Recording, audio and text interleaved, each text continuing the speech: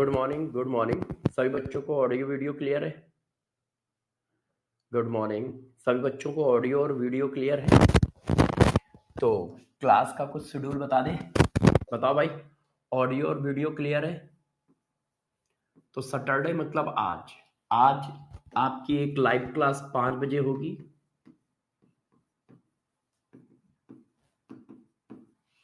और संडे को भी एक क्लास होगी। संडे को भी हम लोग एक क्लास लेंगे। अब आप लोग बताएं संडे की टाइमिंग क्या रखी जाए, 4 बजे रखी जाए या सुबह 9 बजे रखी जाए, जो तरुण सर की है। तरुण सर की जगह मैं क्लास लूंगा। तरुण सर से बात हो गई है, तो तरुण सर ने कहा ठीक है सर, इस संडे आप ही ले लो।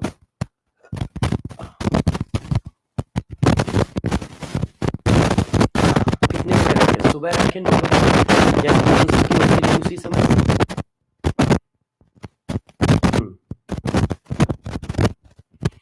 8, 8:30 से 10:45 तक एसीपी सर की है। एसीपी सर की कैसे होगी? कल संडे है, 9 बजे तो तरुण सर की होगी।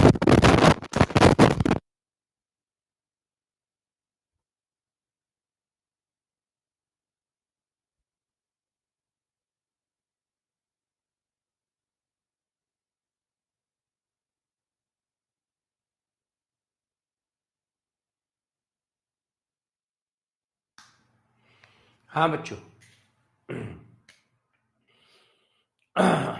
सही है। यस, देखो बच्चों, लाइव क्लास लेने में टेंशन आ रही है, तो आज मैं सैटरडे लाइव ले लेता हूँ, संडे लाइव ले लेता हूँ। रिकॉर्डेड क्लास में 2 बेनिफिट है। देखो बेनिफिट क्या है, एक तो तुम अपनी स्पीड से देख पाओगे, क्योंकि रिकॉर्डेड क्लास एक साथ पूरी पड़ जाती है, तो आप अपनी स्पीड से 1.25 या 1.35 या 1.5 पे देख पाओगे। तो यदि वो 1.5 घंटे का भी लेक्चर है तो आप आराम से 1 घंटे में खत्म कर पाओगे। पहला पॉइंट तो ये है। दूसरा, आप अपनी सुविधा के हिसाब से देख पाओगे। अब क्या होता है, लाइव क्लास में क्या है, टाइमिंग फंस जाती है। कभी केमिस्ट्री की टाइमिंग बायो से क्रैश हो गई, कभी केमिस्ट्री की टाइमिंग फिजिक्स से क्रैश हो गई, फिजिक्स की टाइमिंग केमिस्ट्री से क्रैश हो गई। तो मेरी मानो तो रिकॉर्डेड वाली क्लासें लो तो ज्यादा सही है। मैं आसानी से दे पाऊंगा, तुम आसानी से पढ़ पाओगे। नहीं तो क्या होता है, उतने समय पे एसीपी सर ले रहे हैं, उतने समय पे तरुण सर ले रहे हैं, उतने समय पे एमडी सर ले रहे हैं। अब वो लोग लगाते हैं तो उतने समय पे मैं ले रहा हूं। ठीक है ना? तो मैं रिकॉर्डेड दे देता हूं। रिकॉर्डेड आपको भी बेनिफिट देगा, मुझे भी, कि मैं आराम से दे पाऊंगा। ऐसे क्या है, हम टाइमिंग ही खेलते रहते हैं घंटों। हम टाइमिंग ही खेलते रहते हैं, है ना? और मैं देखो, मैं वही क्लास दूंगा जो मैं छूट गई है मेरी सी। जैसे मैं 2-3 दिन नहीं रहा, तो 2-3 दिन की क्लास दे के भरपाई तो करूंगा ना यार।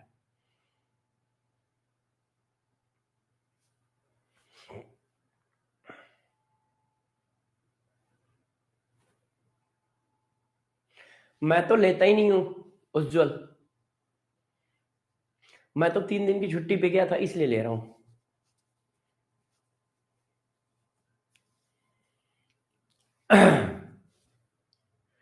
ठीक है, तो आज की क्लास लूंगा सैटरडे शाम को 5 बजे।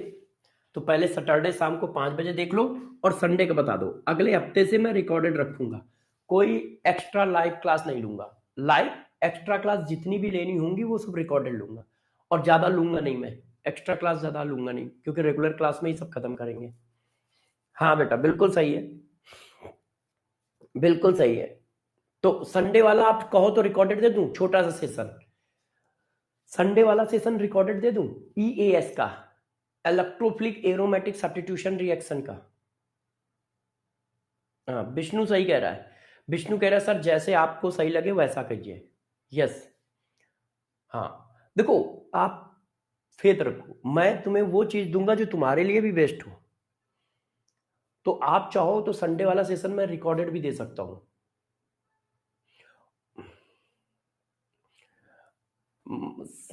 वो कह रहा है ऑर्गेनिक का कब खत्म हो जाएगी। देखो मेरी कोशिश है कि आपकी ऑर्गेनिक जल्दी से जल्दी खत्म हो जाए, मतलब 15 दिसंबर तक खत्म हो जाए, क्योंकि जीओसी खत्म होने के बाद स्पीड बढ़ जाएगी। जीओसी खत्म होने के बाद स्पीड बढ़ जाएगी, क्योंकि जीओसी खत्म होने के बाद चैप्टर चालू होंगे ना, तो चैप्टर में कंटेंट कम है, जीओसी में बहुत कंटेंट है।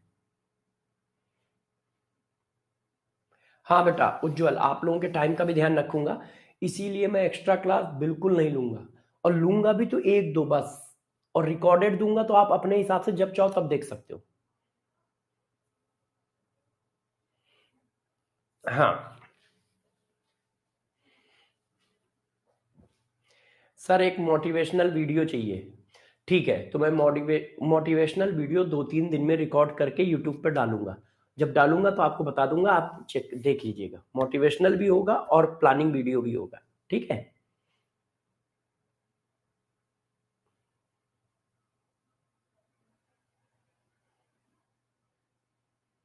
अच्छा, ठीक है गौतम, बोल दूंगा।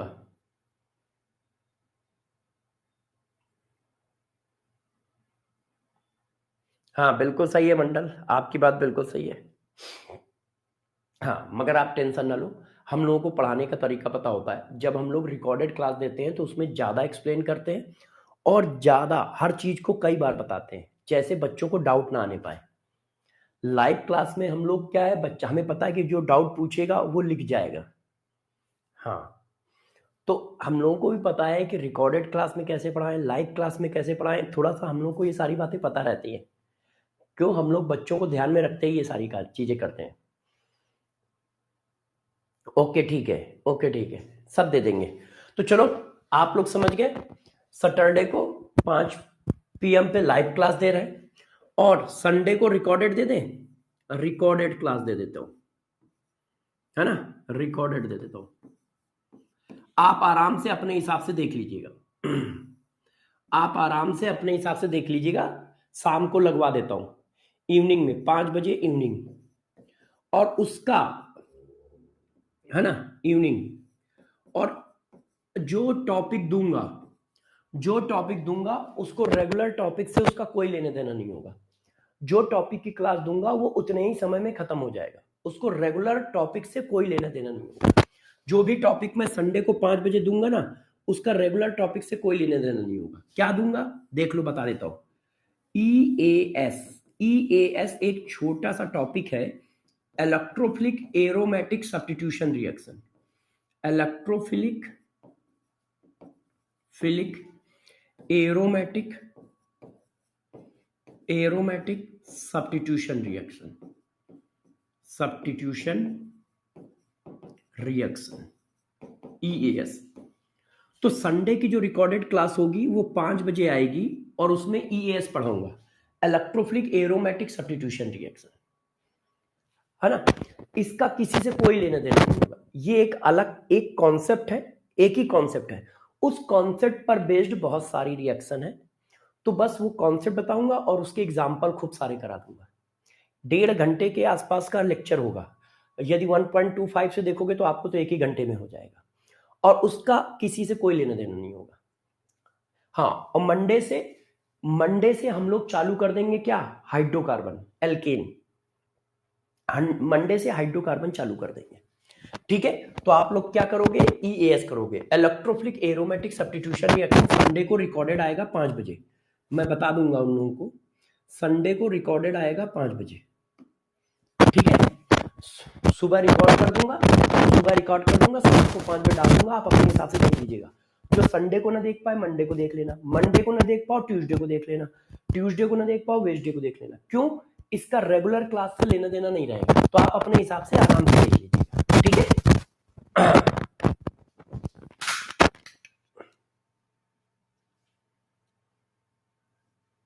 हाँ जैसा आप कहोगे, प्लीज आप बिल्कुल परेशान ना हो, जैसा आप,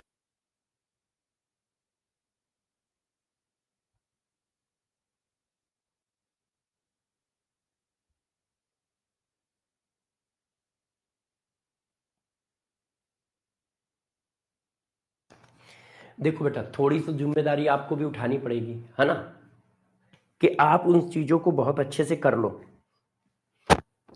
ठीक है, चलो अब पढ़ाया जाए। सर टॉपिक, हाँ, आज आज पूरा जीओसी खत्म हो जाएगा, मेरी कोशिश है कि आज खत्म हो जाए, सुबह वाली और शाम वाली क्लास मिला के। ठीक है, तो चलो पहले काम कर लेते हैं पहले काम कर लेते हैं। तो हम लोग क्या करेंगे, कल की क्लास का क्वेश्चन, कल की क्लास का कॉन्सेप्ट बूस्टर सीरीज करेंगे। तो चलो हम लोग सबसे पहले कॉन्सेप्ट बूस्टर सीरीज करते हैं, ठीक है। कॉन्सेप्ट बूस्टर सीरीज करते हैं। हाँ बेटा बिल्कुल गौतम, जो आप कह रहे हो वही करेंगे, परेशान ना हो, बिल्कुल, है ना। अब अगले 3-4 महीने विग्रस स्टडी करेंगे हर जगह पे पूरी ताकत के साथ। चलो,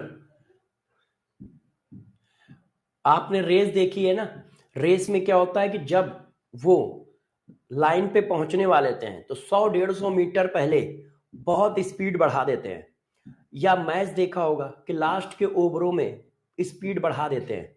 बस वही अपने को करना है, वही अपने को करना है। अब लास्ट के ओवर स्टार्ट होने वाले हैं, तो हम सब लोगों को मेहनत करना बढ़ा देना है, अपनी स्पीड बढ़ा देना है लास्ट के ओवरों में,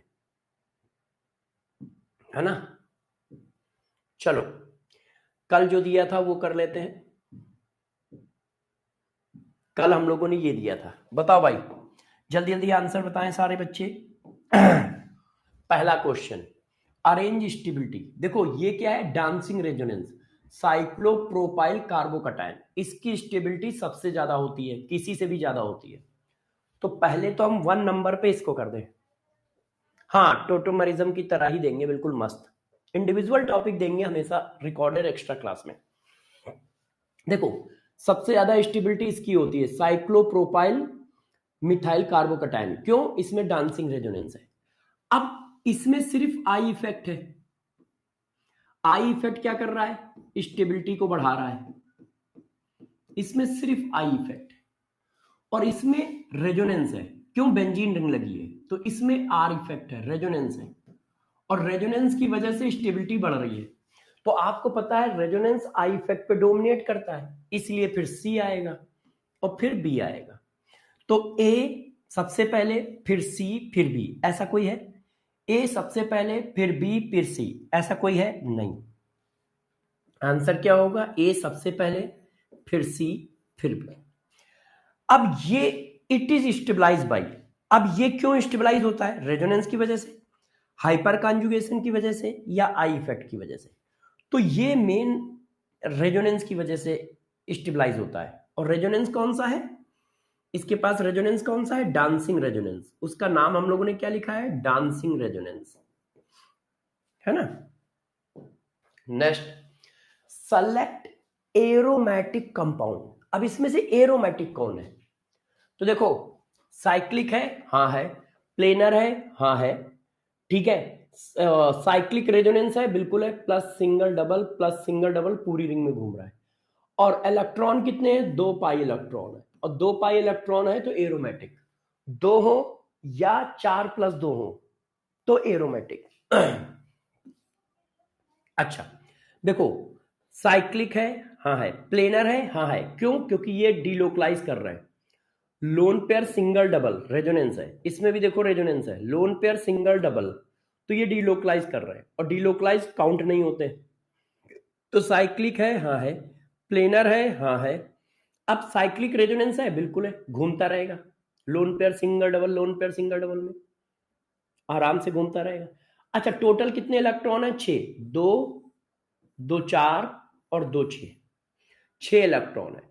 और 6 पाई इलेक्ट्रॉन है तो क्या हुआ? 4+2, 4+2 हो रहा है तो एरोमेटिक है, 4+2 हो रहा है तो एरोमेटिक है। साइक्लिक भी है, प्लेनर भी है, साइक्लिक रेजोनेंस भी है, और 6 इलेक्ट्रॉन है, एरोमेटिक है। इसको चेक करो, साइक्लिक है, हाँ है, प्लेनर है, हाँ है। अब साइक्लिक रेजोनेंस है, हाँ है, कितने इलेक्ट्रॉन है? 2 2 4 2 6 2 8 2 10, और 10 क्या होते हैं? 4+2। ये देखो 4+2 रूल को फॉलो कर रहा है, एरोमेटिक है, इसका मतलब सभी के सभी एरोमेटिक है।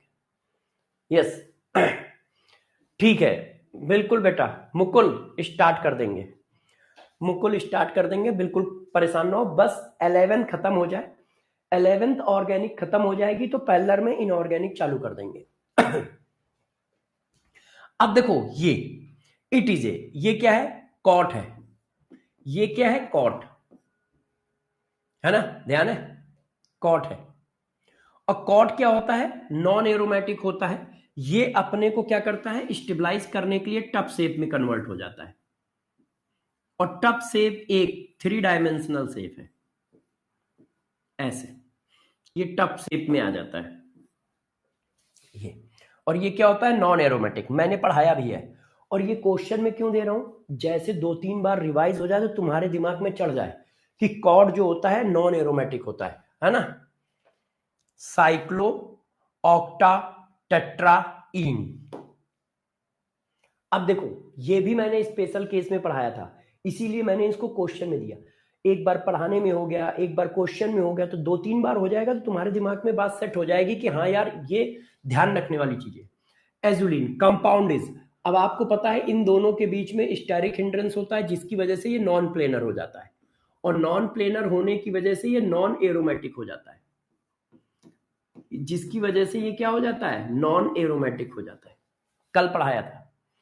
अब how many delocalised electron involve in aromatic compound, तो मैंने बताया था कि पेरीफेरल वाले इलेक्ट्रॉन जो पेरीफेरल पे बॉन्ड होते हैं वो रेजोनेंस करते हैं, बीच वाले बॉन्ड रेजोनेंस नहीं करते हैं। तो देखो ये वाले बॉन्ड रेजोनेंस कर रहे हैं, और जो बॉन्ड रेजोनेंस कर रहे हैं उन्हीं को पूछा जा रहा है, डीलोकलाइज्ड पूछा जा रहा है।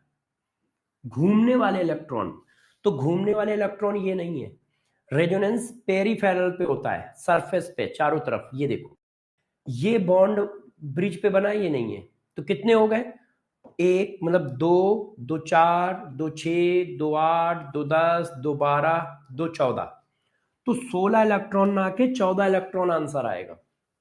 ध्यान है सबको, ये बात बताइए। और ये एग्जांपल बार बार मैं क्वेश्चन के फॉर्म में क्यों डाल रहा हूं, जैसे 2-3 बार हो जाएगा तो दिमाग में सेट हो जाएगा, है ना। 2-3 बार हो जाएगा तो दिमाग में सेट हो जाएगा। देखो मैंने आपको क्वेश्चन करा दिए, अब हम आज का टॉपिक स्टार्ट करते हैं। आज हमारा टॉपिक है हाइपर कॉन्जुगेशन। हाइपर कॉन्जुगेशन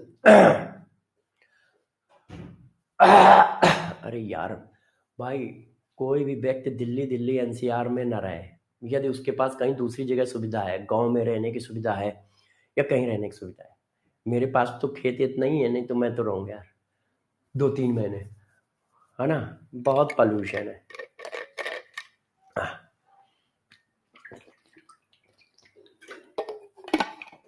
अच्छा अब आ जाओ, अब हाइपर कॉन्जुगेशन क्या होता है इसको पढ़ाते हैं। देखो हाइपर कॉन्जुगेशन क्या चीज है, समझाते हैं कि हाइपर कॉन्जुगेशन होता क्या है। देखो आपने ये देखा है एल्कीन, ये देखो हमारा एल्कीन है, ठीक है, ऐसे ये देखो। अब इसको, ये है एल्कीन का ग्रुप, ये क्या है, ये एल्कीन का फंक्शनल ग्रुप है, ये है ग्रुप, या इसको आप फंक्शनल ग्रुप कह सकते हो, एल्कीन। अब इससे जो पहला कार्बन अटैच होगा वो क्या होगा, अल्फा कार्बन। एल्कीन से जो पहला कार्बन अटैच होगा वो क्या होगा, अल्फा कार्बन, ठीक। अल्फा कार्बन से जो हाइड्रोजन अटैच होगा वो क्या होगा, अल्फा हाइड्रोजन, ऐसे। एल्कीन से जो पहला कार्बन अटैच होगा वो अल्फा कार्बन, अल्फा कार्बन से जो हाइड्रोजन अटैच होगा वो अल्फा हाइड्रोजन। इसी तरह ये देखो, ये देखो, इसको जरा चेक करिए, ये क्या है, कार्बोकैटायन। अब जिस कार्बन पे प्लस है ये क्या है, कार्बोकैटायन। अब जिस कार्बन पे प्लस है उससे जो पहला कार्बन अटैच होगा वो क्या होता है, अल्फा कार्बन। जिस कार्बन पे प्लस है, जिस कार्बन पे प्लस है उससे अटैच कार्बन अल्फा कार्बन, और अल्फा कार्बन से attach hydrogen alpha hydrogen, alpha carbon से अटैच हाइड्रोजन अल्फा हाइड्रोजन। अच्छा इसी तरह देखो ये है फ्री रेडिकल, ये क्या है, फ्री रेडिकल, ये देखिए। अब फ्री रेडिकल से, जिस पर फ्री रेडिकल बना हुआ है ये क्या है, फ्री रेडिकल।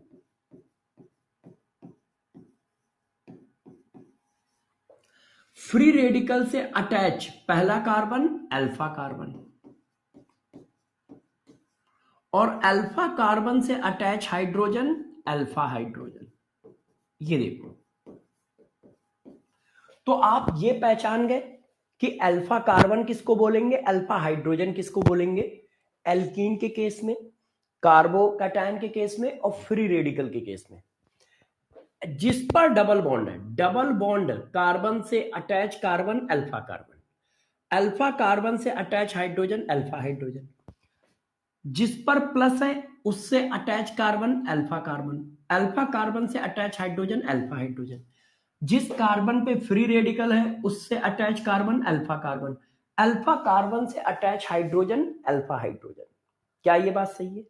अच्छा, अब देखो हाइपर कॉन्जुगेशन होता क्या है ये बताता हूं। तो सबसे पहले ये देख लो कि अल्फा कार्बन क्या है, अल्फा हाइड्रोजन क्या है, और आप चेक करो जो अल्फा कार्बन है वो कैसा है, sp3 हाइब्रिडाइज है। चेक करिए सब लोग, जो हमारा अल्फा कार्बन है वो sp3 हाइब्रिडाइज है। 1 2 3 4, 4 सिंगल वैलेंसी sp3 हाइब्रिडाइज। यहां चेक करो, 1 2 3 4, 4 सिंगल वैलेंसी sp3 हाइब्रिडाइज। यहां चेक करो, 1 2 3 4, 4 single valency sp3 hybridise. Clear है? अब ऐसा होने पर होता क्या है, जरा इसको समझो। होता क्या है यदि किसी के पास अल्फा कार्बन के पास अल्फा हाइड्रोजन है, तो देखो होता क्या है, गौर से सारे बच्चे समझेंगे। ये देखिए, तो सबसे पहले सारे बच्चे क्या मुझे ये बता पाएंगे कि इसके पास अल्फा हाइड्रोजन है या नहीं है? सबसे पहले बताओ, क्या इसके पास अल्फा कार्बन है? यस या नो, सारे बच्चे बताएं। क्या इसके पास अल्फा कार्बन है? एल्कीन से अटैच, एल्कीन से अटैच कार्बन अल्फा कार्बन। हाँ। क्या इसके पास अल्फा हाइड्रोजन है? एल्कीन डबल बॉन्ड से direct attach carbon alpha carbon, double bond से direct attach carbon alpha carbon. Alpha carbon के पास अल्फा हाइड्रोजन है? हाँ है। तो यदि ऐसा होता है तो देखो क्या होता है, ये हाइड्रोजन है और ये हाइड्रोजन का क्या है, सिग्मा बॉन्ड। सिग्मा बॉन्ड ऐसे आता है यहां पर, और ये पाई बॉन्ड ऐसे ब्रेक होता है। तो इसका नया फिगर जो है वो ये बन के आ जाता है। देखो ऐसे,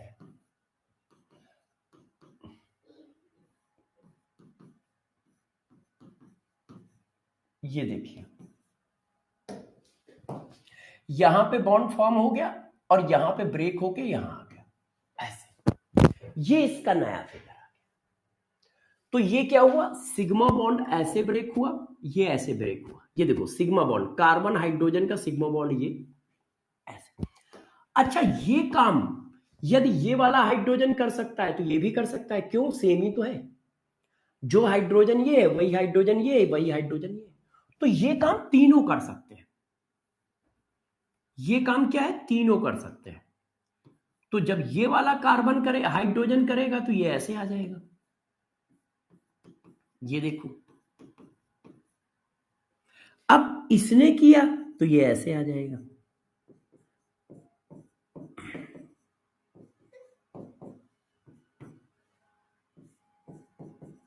अब आप मेरी बात को जरा समझिएगा सारे बच्चे।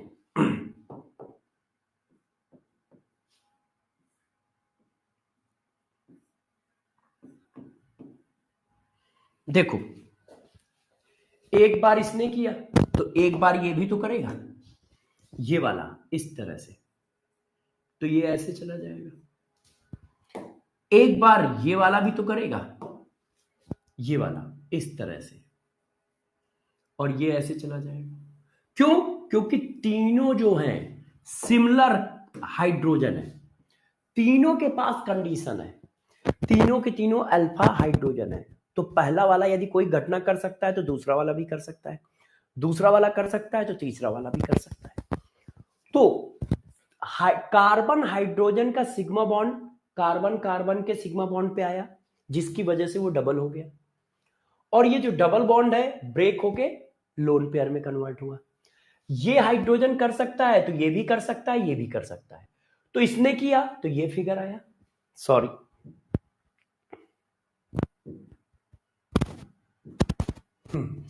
इसने किया तो ये फिगर आया, इसने किया तो ये फिगर आया। अब ये काम रैपिड होता रहता है। ये काम कैसा होता रहता है बच्चों? रैपिड। ये काम रैपिड होता है, रैपिड होता है।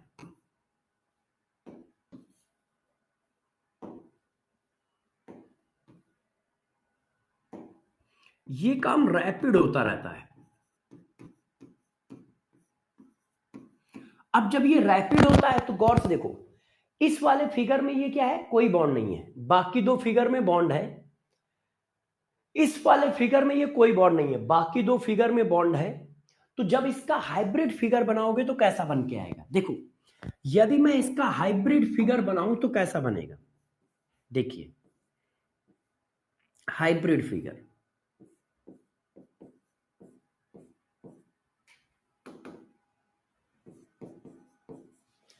यहां पे बॉन्ड नहीं है, फिर यहां पे बॉन्ड है, तो ये पार्सली सिंगल हुआ ना।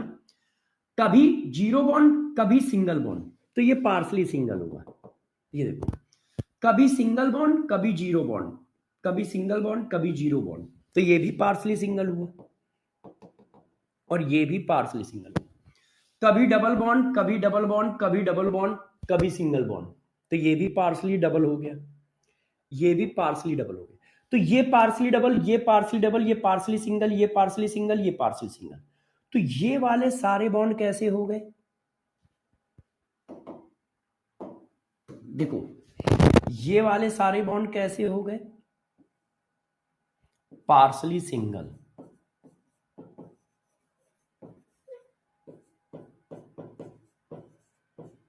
क्यों? कभी बॉन्ड है, कभी नहीं है।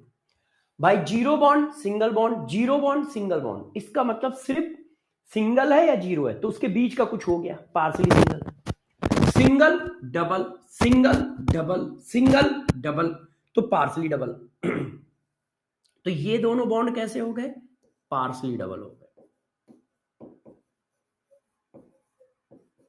पार्सली डबल, ऐसा। तो ये जो आपने किया है, ये एक अलग तरह का रेजोनेंस है। देखो, सिग्मा बॉन्ड का डीलोकलाइजेशन है, जबकि हमने आज तक सिग्मा बॉन्ड को डीलोकलाइज नहीं किया है। सिग्मा बॉन्ड को सिर्फ दो जगह डीलोकलाइज किया है, एक डांसिंग रेजोनेंस में, एक अब, बस। नहीं तो हम पाई बॉन्ड और लोन पेयर को मूवमेंट कराते हैं, पाई बॉन्ड और लोन पेयर का मूवमेंट कराते हैं, और आई इफेक्ट में, मतलब इंडक्टिव इफेक्ट में, सिग्मा बॉन्ड को सिर्फ शिफ्ट कराते हैं, ऐसे, बस ऐसे शिफ्ट कराते हैं, बस इतना सा। बॉन्ड ब्रेक नहीं करते हैं आई इफेक्ट में। यहां पे देखो बॉन्ड ब्रेक हुआ है, ये देखो, ये देखो, और ये बहुत तेजी से होता है। तो अब जरा गौर से समझना, हाइपर कॉन्जुगेशन इसी को कहते हैं। मगर हाइपर कॉन्जुगेशन एक स्पेसिफिक कंडीशन है जो सिर्फ अल्फा कार्बन के अल्फा हाइड्रोजन के साथ होती है, सबके साथ नहीं होती। अल्फा कार्बन के अल्फा हाइड्रोजन के साथ।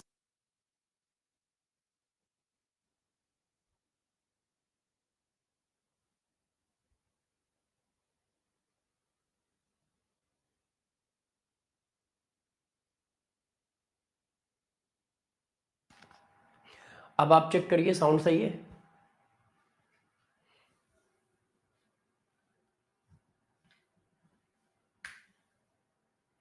अब आप चेक करिए, सही है?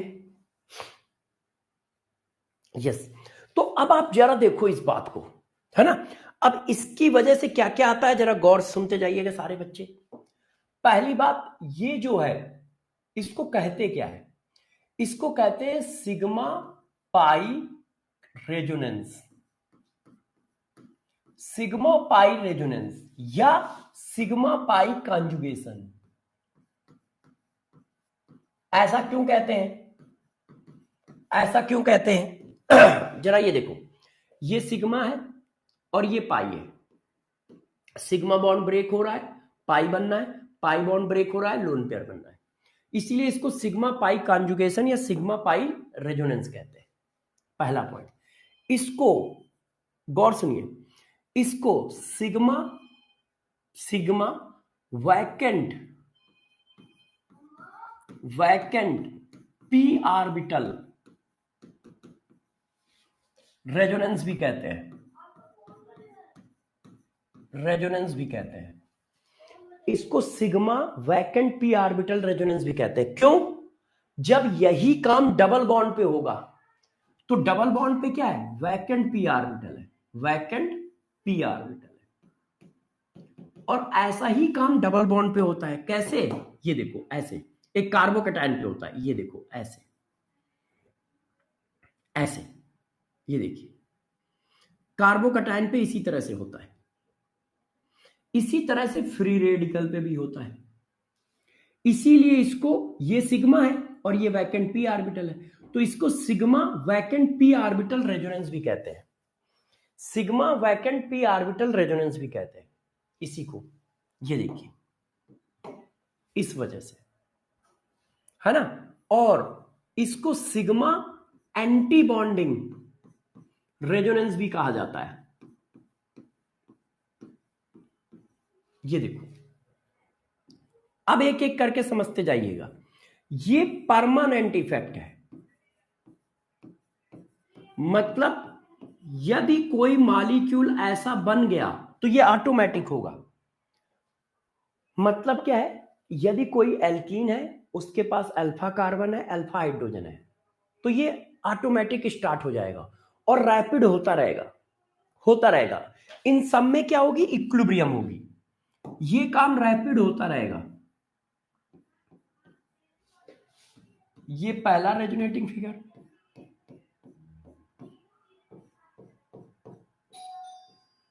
ये तीसरा, ये रैपिड होता रहेगा ऐसे।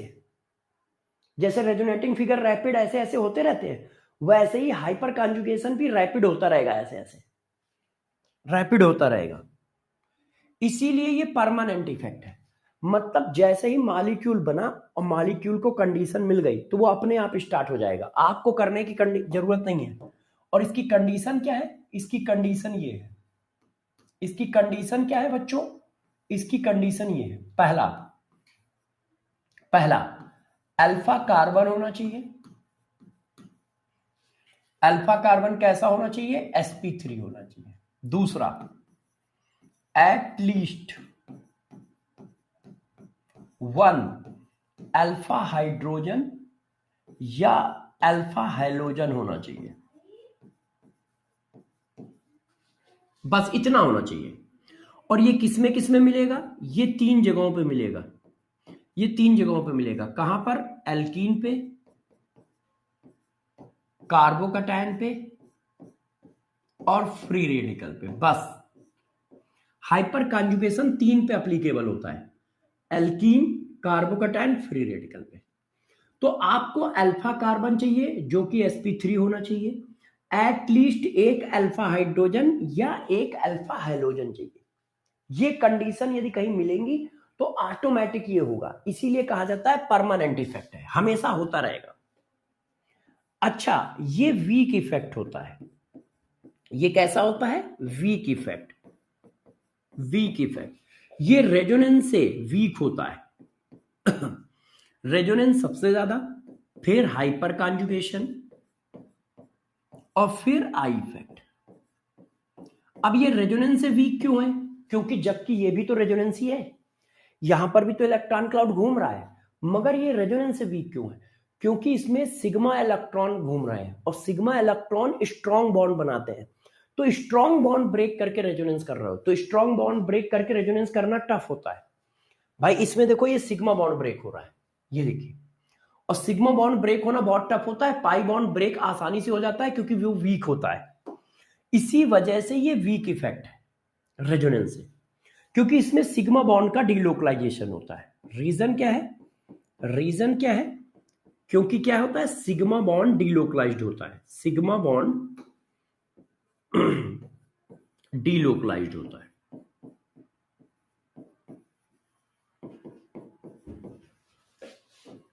क्योंकि इसमें सिग्मा बॉन्ड डिलोकलाइज्ड होता है। और सिग्मा बॉन्ड कैसा होता है? स्ट्रॉन्ग बॉन्ड होता है।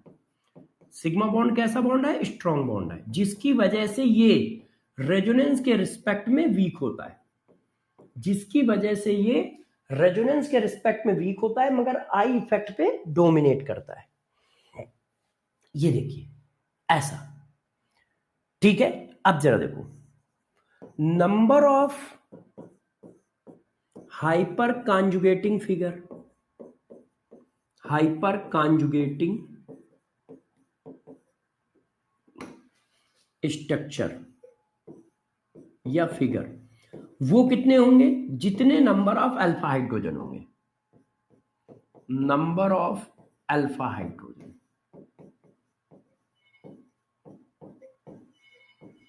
या हैलोजन।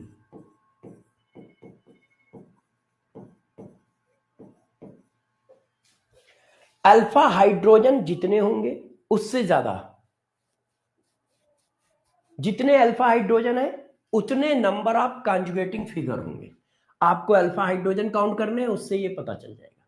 तो मैंने क्या बताया, ये सिग्मा पाई रेजोनेंस बोला जाता है, ठीक है। ये sigma vacant D orbital resonance बोला जाता है, ये सिग्मा एंटी बॉन्डिंग रेजोनेंस बोला जाता है, इसी को नो बॉन्डेड रेजोनेंस भी बोलते हैं, नो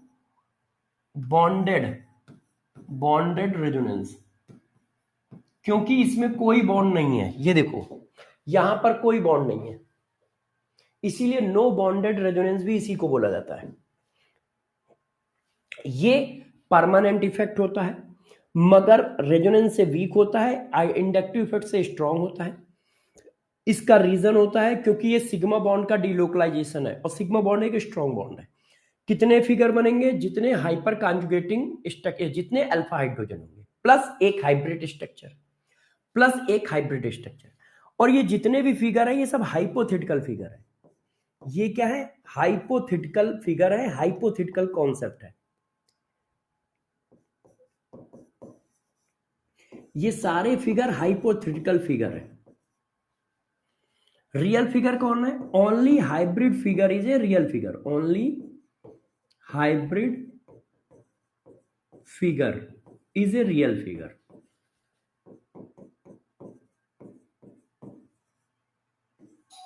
बस,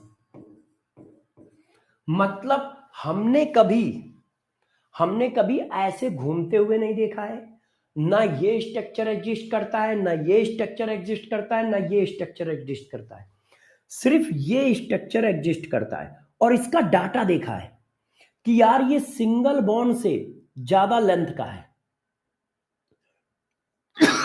और ये डबल बॉन्ड से ज्यादा लेंथ का है। तो हाइपर कॉन्जुगेशन एक हाइपोथेटिकल इफेक्ट है, मतलब एक हाइपोथेटिकल थ्योरी, इसके एविडेंस नहीं है, मगर ये थ्योरी सारी चीजों को एक्सप्लेन कर रही है। मतलब इस फिगर का कोई एविडेंस नहीं है, आज तक ये फिगर कहीं नहीं मिला, ये फिगर कहीं नहीं मिला, ये फिगर कहीं नहीं मिला। जैसे रेजोनेंस था, रेजोनेटिंग फिगर क्या है? हाइपोथेटिकल फिगर है, वो मिलते नहीं है। मिलता हमें सिर्फ क्या है? Hybrid figure. मगर ये माना जाता है कि ये हाइब्रिड फिगर आया कैसे होगा, तो उसकी सिचुएशन दिखाई गई है, पिक्चोरियल रिप्रेजेंटेशन। ये पिक्चोरियल रिप्रेजेंटेशन है, ये है ना। जैसे किसी आम आदमी का सपोज करो हाथ की लंबाई फिक्स है, हाथ की लंबाई फिक्स है 1 मीटर, मगर पूरी दुनिया में जितने लोग हैं सबके हाथ देखे जा रहे हैं, तो वो 1 मीटर ना होके 1.1 मीटर है। तो लोगों ने कहा ये कैसे हो रहा है, जबकि रियलिटी में 1 मीटर होता है। तो बताया गया कि नहीं यार, ये हाथ निकलता है जुड़ता है, निकलता है जुड़ता है, निकलता है जुड़ता है, मगर निकलते और जुड़ते कभी देखा नहीं गया है। ये इतना रैपिड होता है कि हम लोगों को ना तो इसके एविडेंस मिल पाते हैं ना दिख पाता है। मगर हां, डाटा ये बताता है कि ऐसा कुछ हो रहा होगा, तभी ये सिंगल बॉन्ड से बड़ा बॉन्ड आया है, सिंगल बॉन्ड से ज्यादा बॉन्ड लेंथ का आया है, ये वाला। तो हाइब्रिड फिगर रियल फिगर है, बाकी जो फिगर है वो हाइपोथेटिकल फिगर है। जैसे रेजोनेंस था, जैसे क्या था बच्चों? रेजोनेंस था। तो अब हाइपर कॉन्जुगेशन है या नहीं कैसे पहचानोगे? इस कंडीशन से, यदि मैं पूछूं इस मॉलिक्यूल में हाइपर कॉन्जुगेशन है, तो क्या चेक करोगे? अल्फा कार्बन होना चाहिए। सबसे पहले हाइपर कॉन्जुगेशन के लिए क्या होना चाहिए? डबल बॉन्ड होना चाहिए, या कार्बोकटायन होना चाहिए, या फ्री रेडिकल होना चाहिए। फिर उसके पास अल्फा कार्बन होना चाहिए, अल्फा कार्बन sp3 होना चाहिए, फिर अल्फा हाइड्रोजन या अल्फा हैलोजन होना चाहिए। यदि है तो हाइपर कॉन्जुगेशन है। अब हाइपर कॉन्जुगेशन उसको करेगा कैसे वो बाद में बताएंगे, पहले ये चेक कर लो कि हाइपर कॉन्जुगेशन किसमें है किसमें नहीं है। तो हाइपर कॉन्जुगेशन की कंडीशन क्या है, ये ध्यान नहीं की सबको, ध्यान नहीं की। अब यदि ध्यान नहीं तो जरा चेक करो, बताओ इसमें हाइपर कॉन्जुगेशन है या नहीं। Compound ion which can show hyper conjugation, बताओ भाई। कार्बोकैटायन है, हाँ है। अल्फा कार्बन है, नहीं, तो हाइपर कॉन्जुगेशन कैसे होगा। कार्बोकैटायन वाला कार्बन से direct attach carbon alpha carbon, और यहां दो कार्बन ही नहीं है, यहां पर क्या है, दो कार्बन ही नहीं है, तो ये हाइपर कॉन्जुगेशन शो करेगा नहीं। अब देखो कार्बोकैटायन हाँ, डायरेक्ट अटैच कार्बन हाँ, ये अल्फा कार्बन है, अल्फा कार्बन sp3 है, हाँ है। क्या इसके पास अल्फा हाइड्रोजन है, हाँ है, तो हाइपर कॉन्जुगेशन शो करेगा। देखो कार्बोकैटायन हाँ, कार्बोकैटायन से attach carbon alpha carbon, alpha carbon sp3 भी है, अल्फा कार्बन से अटैच हाइड्रोजन अल्फा हाइड्रोजन, और 3 हाइड्रोजन अटैच है, तो अल्फा हाइड्रोजन भी है। और कितने अल्फा हाइड्रोजन है, 3 अल्फा हाइड्रोजन है, ये देखो। तो ये हाइपर कॉन्जुगेशन शो करेगा, ये शो करेगा कि नहीं बताओ। डबल बॉन्ड है, हाँ है। डबल बॉन्ड से डायरेक्ट अटैच कार्बन है, नहीं है, तो अल्फा कार्बन नहीं है, अल्फा कार्बन नहीं है तो अल्फा हाइड्रोजन भी नहीं है, तो क्या ये हाइपर कॉन्जुगेशन शो करेगा, नहीं। अब बताओ चौथा, फोर्थ नंबर क्या हाइपर कॉन्जुगेशन शो करेगा, फोर्थ नंबर वाला हाइपर कॉन्जुगेशन शो करेगा।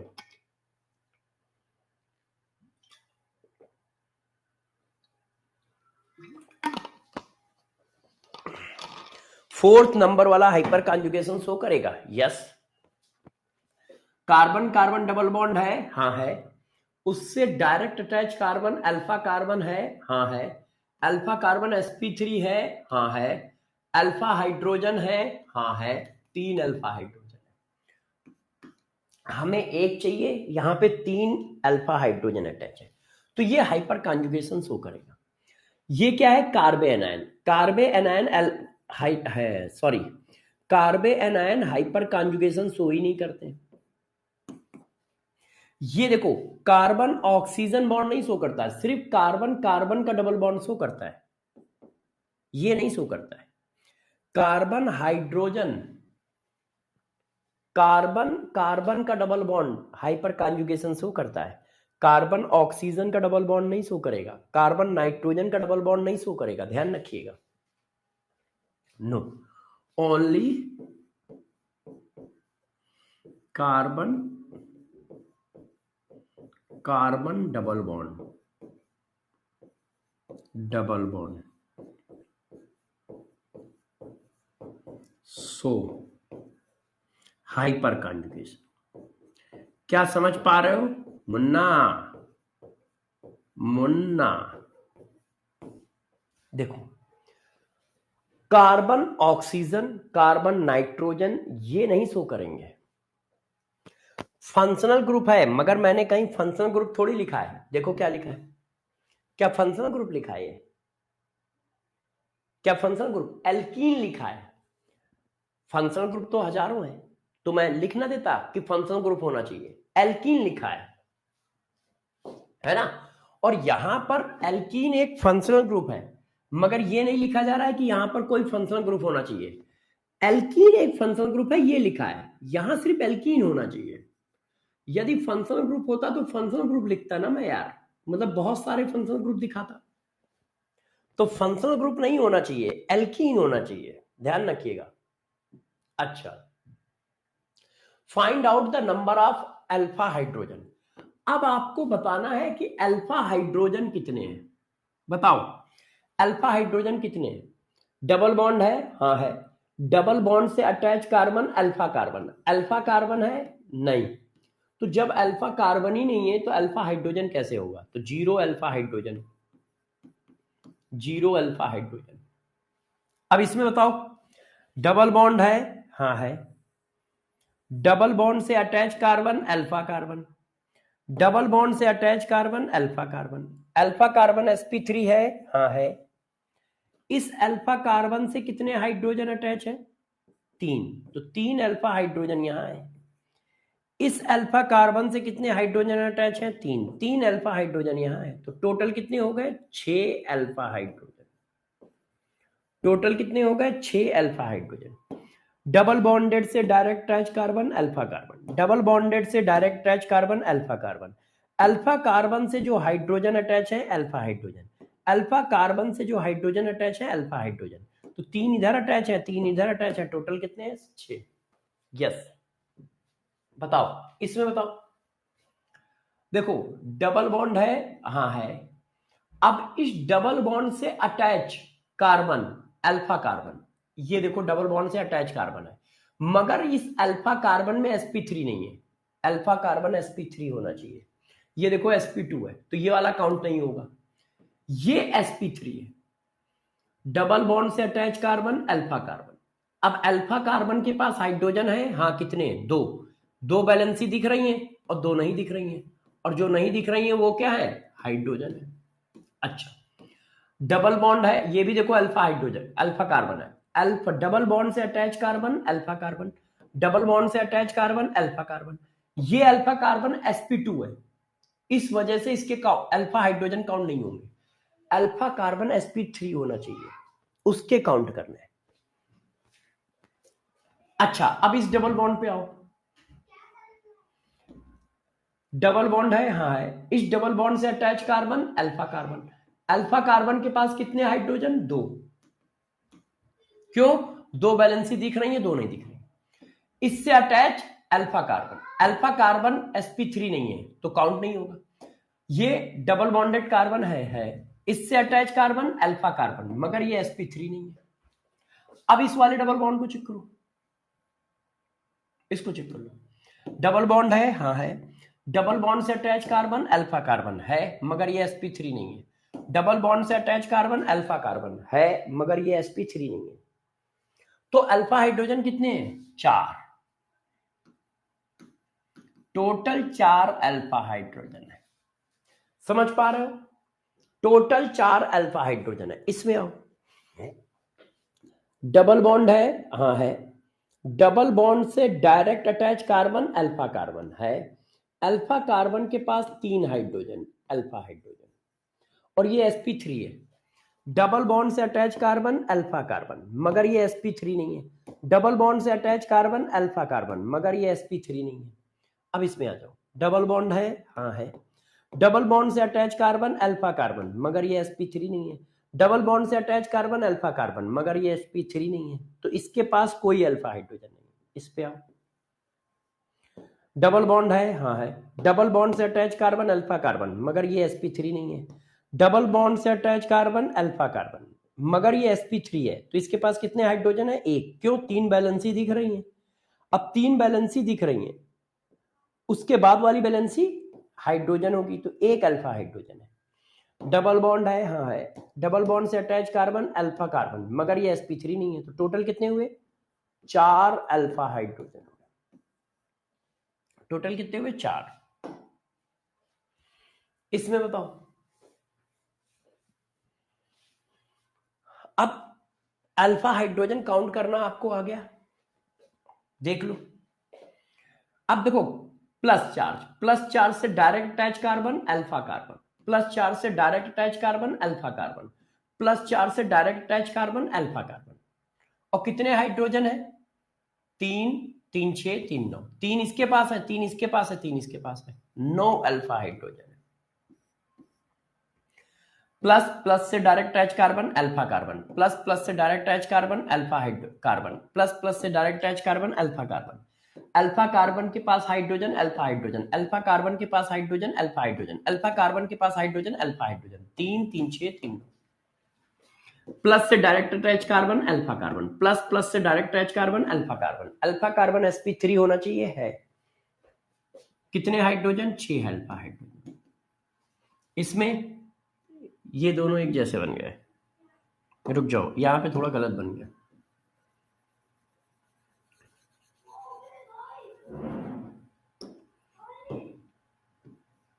अब बताओ, प्लस प्लस से attach carbon alpha carbon, alpha carbon के पास हाइड्रोजन अल्फा हाइड्रोजन। अब इसके पास अल्फा कार्बन नहीं है, अल्फा कार्बन नहीं है तो अल्फा हाइड्रोजन भी नहीं होगा, है ना? यस, बिल्कुल सही, बिल्कुल सही, बिल्कुल सही। तो इसका मतलब आप अल्फा कार्बन और अल्फा हाइड्रोजन काउंट कर लोगे, कर लोगे, कर लोगे। अब देखो मैं और आगे पढ़ाता हूं, आगे क्या है देखो जरा, नेक्स्ट पॉइंट, नेक्स्ट पॉइंट है classification of hyper conjugation. Hyper conjugation दो तरह का होता है, देखो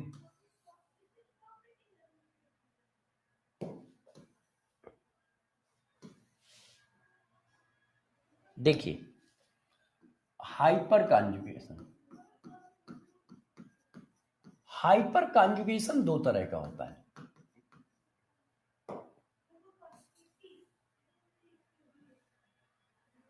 कौन सी दो तरह का होता है?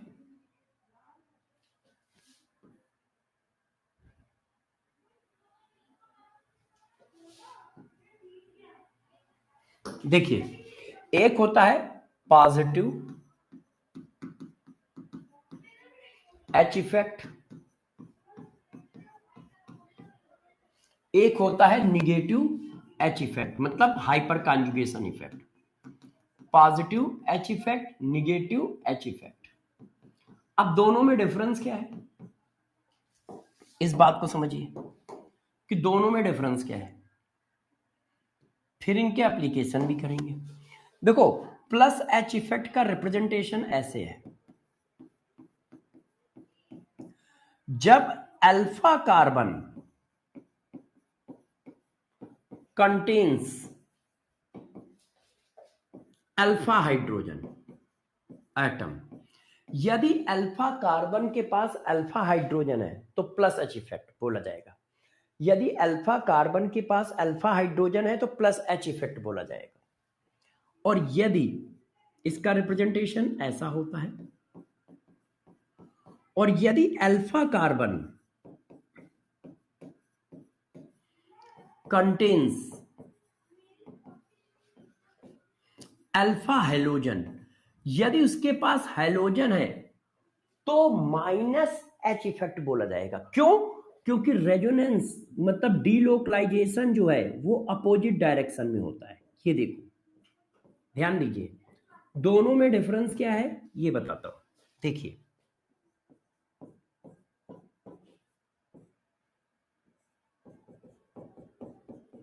सब लोग ध्यान दें, ये देखो, जब हाइड्रोजन होता है तो डीलोकलाइजेशन ऐसे चलता है, ऐसे। और जब हैलोजन होता है तो हैलोजन की इलेक्ट्रोनेगेटिविटी ज्यादा होती है तो उल्टी डायरेक्शन में चलता है, ये देखो ऐसे। तो इसका अगला फिगर ये बनेगा जाके, ये देखो,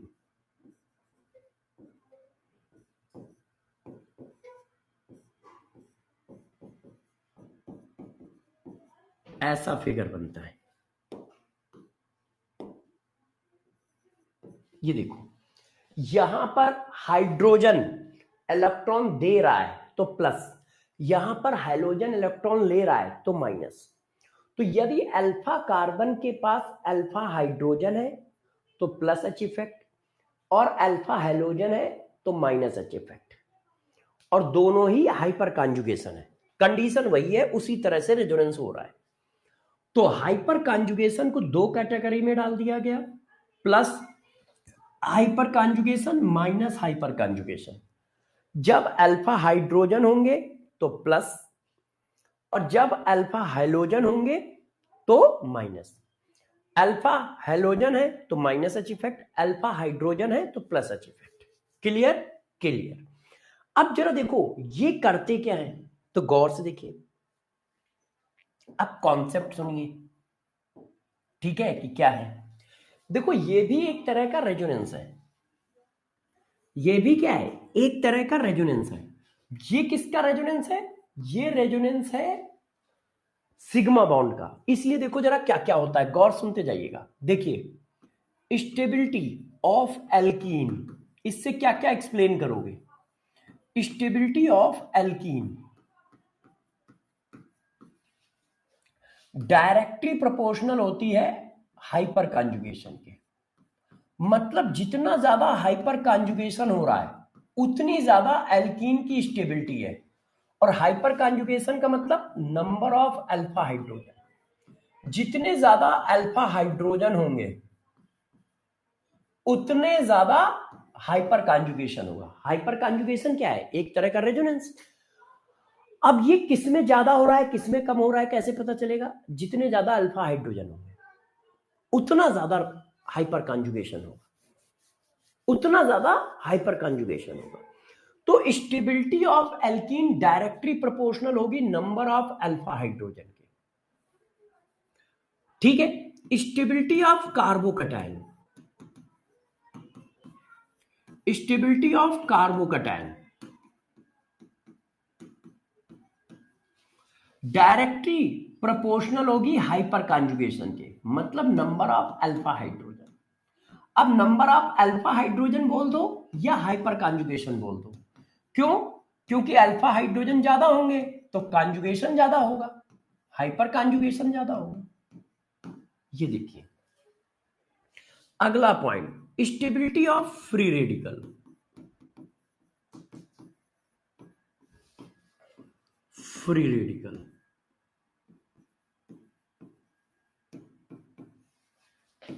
नंबर ऑफ अल्फा हाइड्रोजन, जितने ज्यादा अल्फा हाइड्रोजन होंगे उतना ज्यादा हाइपर कॉन्जुगेशन होगा और उतनी ज्यादा स्टेबिलिटी होगी। क्यों? क्योंकि आपको पता है डीलोकलाइजेशन है, जितना ज्यादा डीलोकलाइजेशन उतना ज्यादा स्टेबिलिटी। अब डीलोकलाइजेशन करने के दो तरीके, एक रेजोनेंस एक हाइपर कॉन्जुगेशन, है ना। अच्छा और देखो, और देख लो, इसमें और चीजें अभी हम लोग ऐड करेंगे। ठीक है, अभी ऐड करूंगा, पहले ये पढ़ा देता हूं फिर मैं ऐड करूंगा। आ जाओ अब थोड़ा इनके क्वेश्चन भी कर ले। जैसे ये देखो, अब इसमें स्टेबिलिटी अरेंज करो, अरेंज स्टेबिलिटी। बताओ भाई किसकी स्टेबिलिटी ज्यादा है, कैसे निकालोगे? मैंने इसको ए कहा, इसको बी कहा, इसको सी कहा, इसको डी कहा, तो किस कार्बोकैटायन में अल्फा हाइड्रोजन ज्यादा है? आई इफेक्ट से भी डिस्कस कर सकते हो और हाइपर कॉन्जुगेशन से भी डिस्कस कर सकते हो। तो किसमें अल्फा हाइड्रोजन ज्यादा है? 9 अल्फा हाइड्रोजन है, 6 अल्फा हाइड्रोजन है, 3 अल्फा हाइड्रोजन है, 0 अल्फा हाइड्रोजन है। तो सबसे ज्यादा किसमें है? टर्सरी में, फिर सेकेंडरी में, फिर प्राइमरी में, फिर मिथाइल कार्बोकैटायन। ये देखो, तो स्टेबिलिटी ऑर्डर ये आया। अब यही चीज इसमें लगाओ, इसमें चेक करो। देखो प्लस प्लस का adjacent carbon alpha carbon, alpha carbon sp3 है और इसके पास कितने हाइड्रोजन है? 3 अल्फा हाइड्रोजन हो गए। प्लस प्लस का attach carbon alpha carbon, alpha carbon के पास हाइड्रोजन कितने हैं? 2 अल्फा हाइड्रोजन। प्लस प्लस से attach carbon alpha carbon, alpha carbon के पास हाइड्रोजन 1 अल्फा हाइड्रोजन। ये देखो, प्लस प्लस से attach carbon alpha carbon, alpha carbon के पास 0 अल्फा हाइड्रोजन। ये देखिए है, चेक करो, चेक करिए। मगर यहां अल्फा हाइड्रोजन आपने ऐसे काउंट किए हैं, मगर स्टेबिलिटी कार्बोकैटायन की दो चीजों से एक्सप्लेन होगी, एक से नहीं एक्सप्लेन होगी। एक क्या है? हाइपर कॉन्जुगेशन, एक क्या है? आई इफेक्ट है। भाई यदि रेजोनेंस नहीं है तो वहां हाइपर कॉन्जुगेशन और आई इफेक्ट दोनों है ना, तो दोनों चेक करने पड़ेंगे। कोई एक डिसाइड नहीं करेगा कि कोई एक डिसाइड कर रहा हो।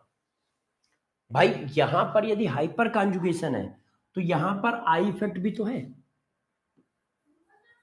ये देखो, ये देखो, ये देखो, ये देखो, तो आई इफेक्ट और हाइपर कॉन्जुगेशन का चेक करना होगा। तो कैसे चेक करते हैं, कब चेक करते हैं, मैं आपको कॉन्सेप्ट देता हूं, जरा ध्यान रखिएगा। कब आप आई इफेक्ट से चेक करते हो, कब आप हाइपर कॉन्जुगेशन से चेक करते हो। तो गौर से समझो, नोट डाल के यहां पे लिखा रहा हूं, कॉन्सेप्ट में लिखा रहा हूं, ठीक है। यदि स्पीसीज के पास, गौर सुनो, स्पीसीज के पास कार्बन इक्वल है अप्रॉक्स, तो आंसर हाइपर कॉन्जुगेशन से डिसाइड करते हैं, हाइपर कॉन्जुगेशन से डिसाइड कर सकते हो। अभी मैं बताऊंगा कहां पर, परेशान ना होना, ठीक है। यदि स्पीसीज के पास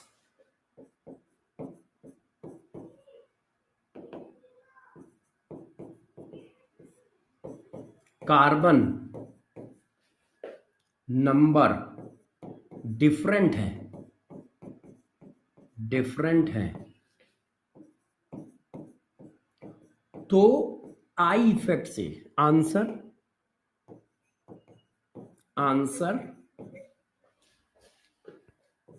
आई इफेक्ट से डिसाइड करना चाहिए। जरा ध्यान रखिएगा, तो आंसर आई इफेक्ट से डिसाइड करना चाहिए। बात समझ रहे हो। अब जैसे यहां पे आप फंसे, देखो अभी जो मैंने एग्जाम्पल दिया है, पहले मैं ये वाला एग्जाम्पल देता हूं। आप इसमें देखो लगभग कार्बन बराबर है, आप चेक करो, पहले मैं ये कराता हूं। आप यहां चेक करिए, लगभग कार्बन बराबर है, ये देखो। अब यहां पर आंसर आप हाइपर कॉन्जुगेशन से निकालो, बिल्कुल सही निकलेगा। ये क्या है, कटैन, इससे direct attach carbon alpha carbon के पास 3 हाइड्रोजन, क्यों, एक बैलेंसी है तो बचे हुए 3 हाइड्रोजन है। जहां पे प्लस है उससे अटैच कार्बन अल्फा कार्बन के पास 2 हाइड्रोजन, क्यों, 2 दिख रही हैं, जो नहीं दिख रही वो हाइड्रोजन है।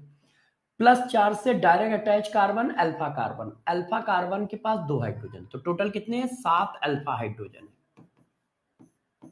इसमें हम +4 से अटैच कार्बन अल्फा कार्बन से attach hydrogen alpha hydrogen, 3 alpha hydrogen, एक बैलेंसी दिख रही है, जो नहीं दिख रही वो हाइड्रोजन।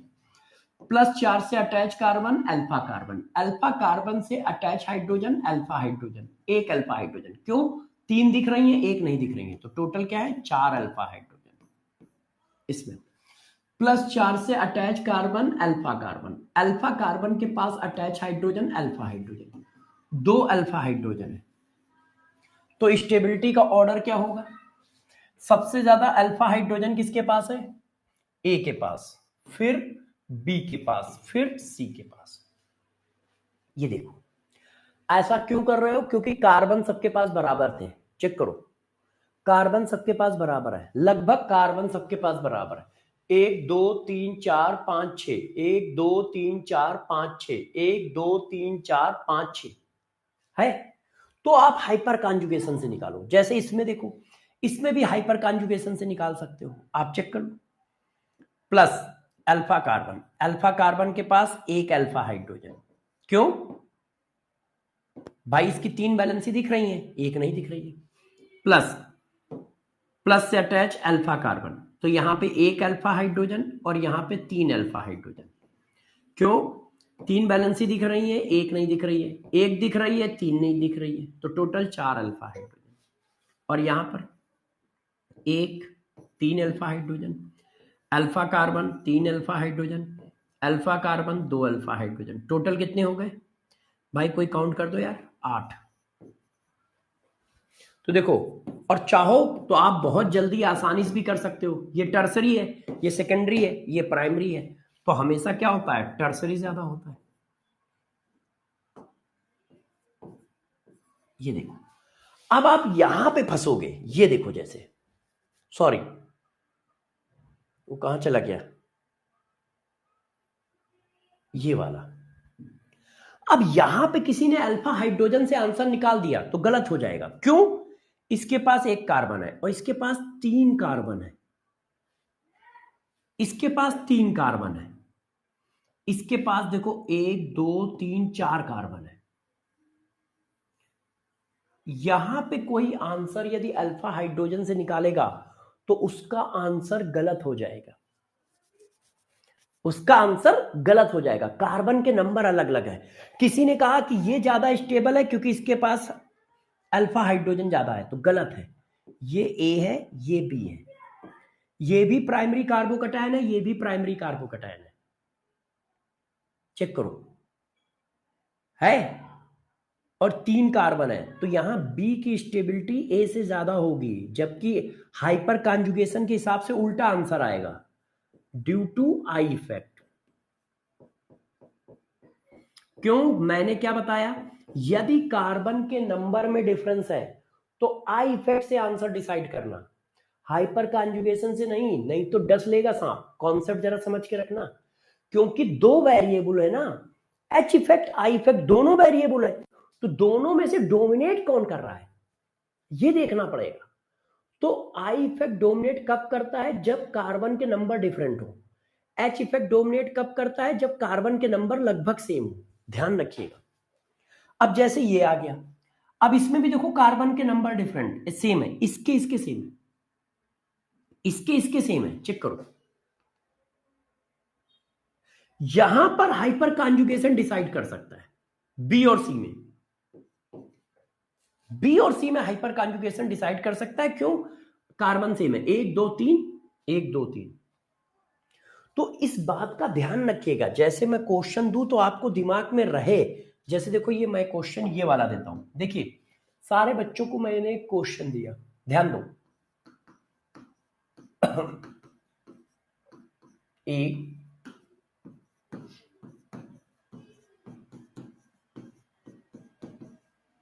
बी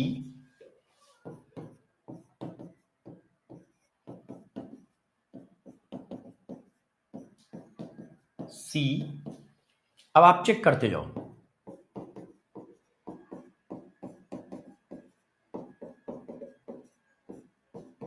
डी, अब आप स्टेबिलिटी अरेंज करो।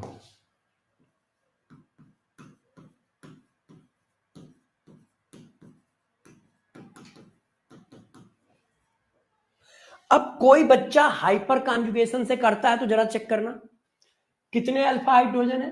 3 अल्फा हाइड्रोजन है। कितने अल्फा हाइड्रोजन है? 2 अल्फा हाइड्रोजन है। कितने अल्फा हाइड्रोजन है? 1 अल्फा हाइड्रोजन है। कितने अल्फा हाइड्रोजन है? 0 अल्फा हाइड्रोजन है। तो एच इफेक्ट से आंसर क्या आएगा? एफ इफेक्ट से आंसर ये आएगा, और आई इफेक्ट से आंसर क्या आएगा? चेक करो, एक कार्बन का आई इफेक्ट है, 2 कार्बन का आई इफेक्ट है, 3 कार्बन का आई इफेक्ट है, 4 कार्बन का आई इफेक्ट है। जितने ज्यादा कार्बन उतना ज्यादा पॉजिटिव आई इफेक्ट।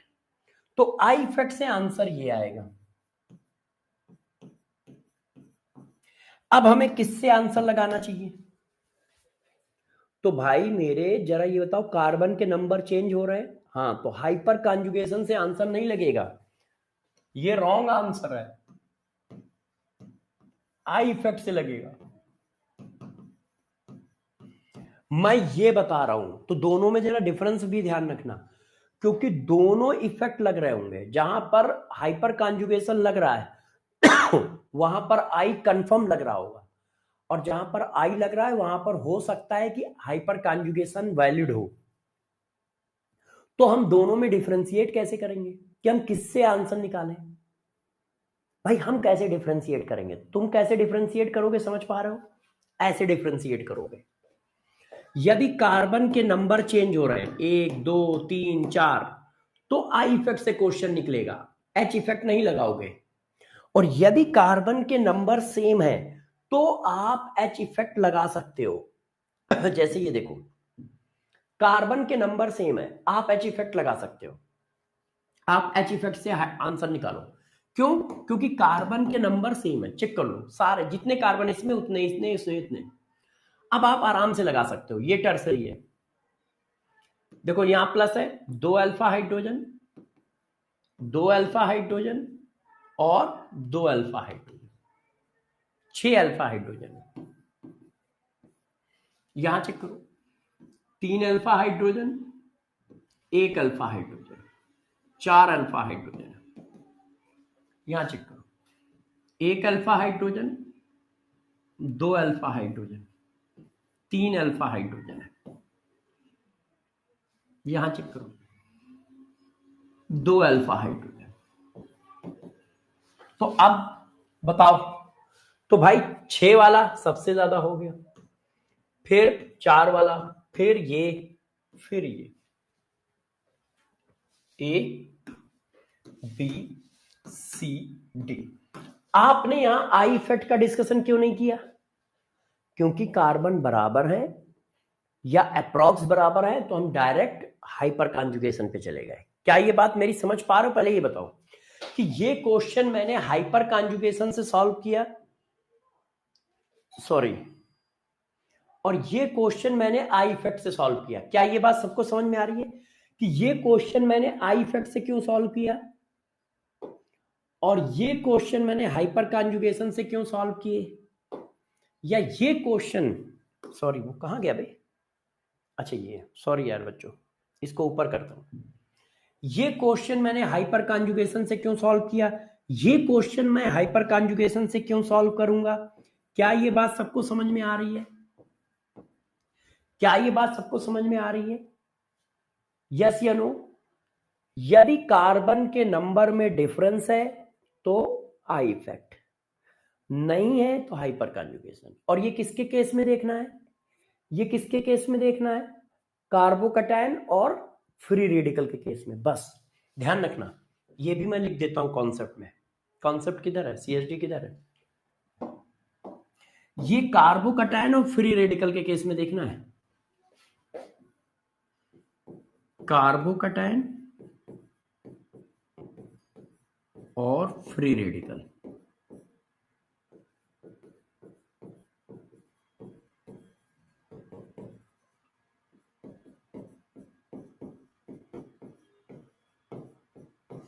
कार्बोकैटायन और फ्री रेडिकल के केस में, एल्कीन के केस में नहीं देखना है। बात समझ पा रहे हो?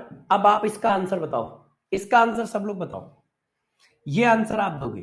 पहले तो मुझे ये बताओ कि इस क्वेश्चन को डिस्कस किससे करोगे।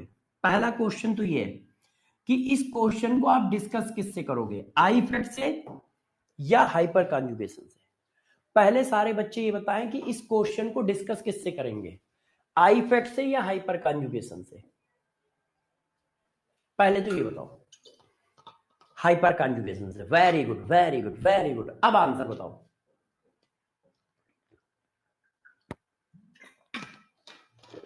अब आंसर बताओ।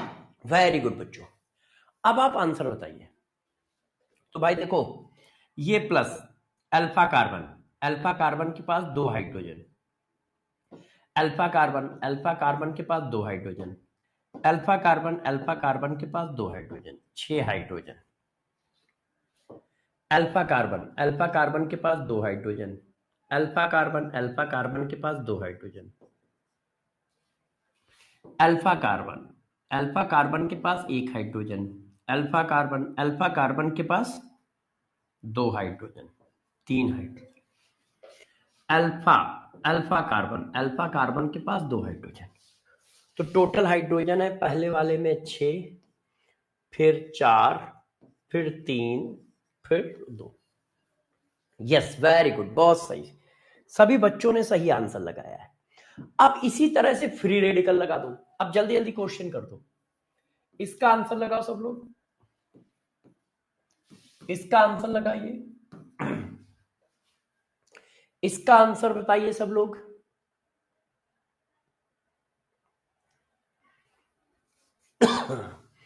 इसका आंसर बताएं, इसका मत बताइएगा, ये पूछा ही गलत गया है,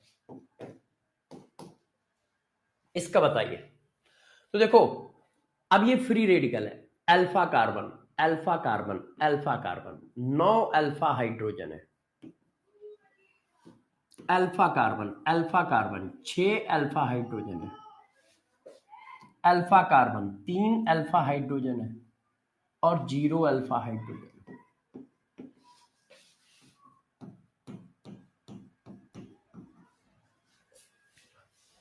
है ना।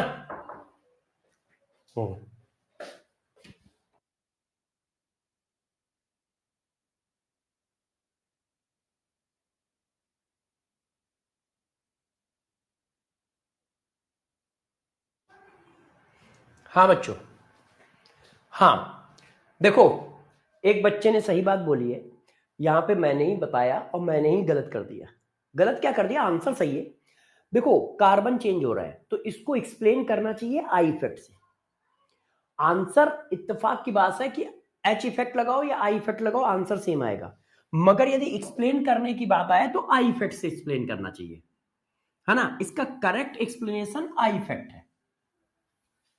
क्यों? क्योंकि अल्फा कार्बन चेंज हो रहा है तो explanation, best explanation I effect है, बेस्ट एक्सप्लेनेशन आई इफेक्ट।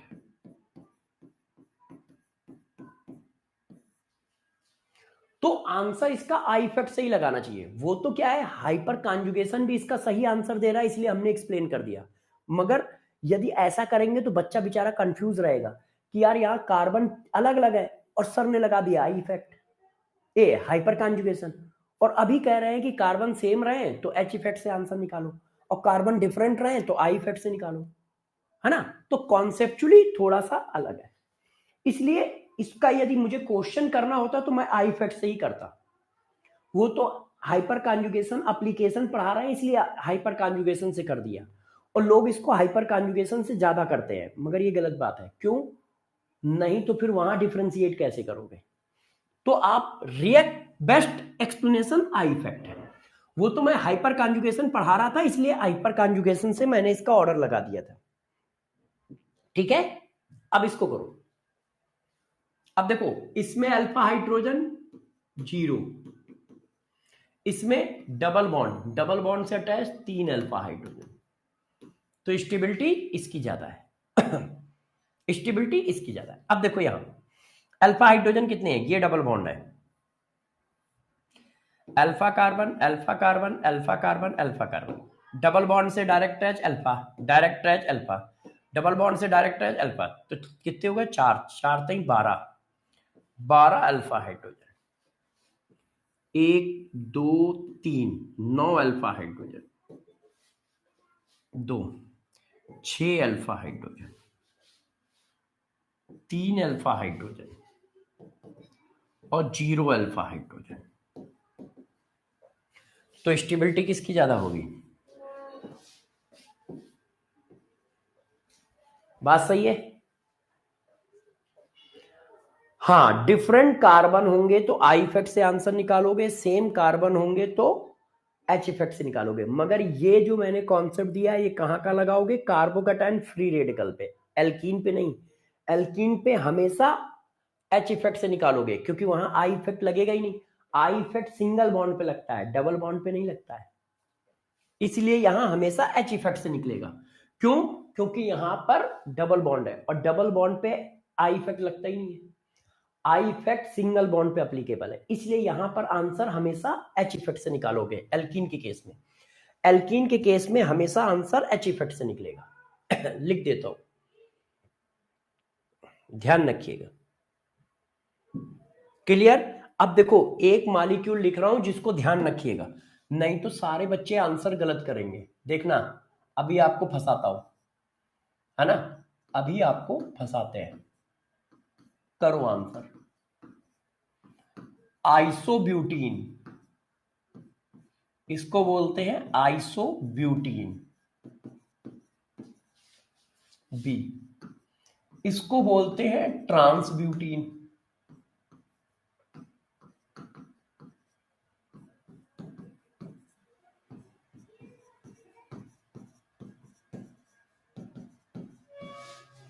और इसको बोलते हैं सिस ब्यूटीन।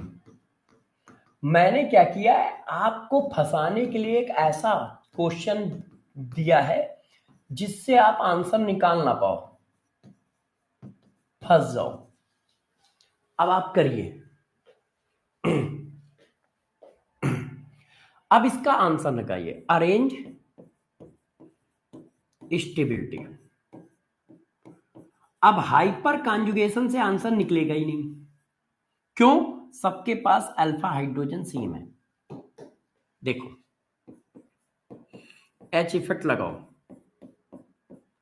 सेम अल्फा हाइड्रोजन, सबके पास चार चार alpha hydrogen, double bond alpha carbon alpha carbon, double bond alpha carbon, double bond alpha carbon, double bond से attach alpha carbon, double bond से अटैच अल्फा कार्बन है। अल्फा कार्बन के number same है। तो हमें यह पता होता है कि यदि अल्फा कार्बन के नंबर सेम है तो हमेशा एक चीज होती है, क्या? देखो, trans alkene is more stable than cis alkene if alpha hydrogen number same।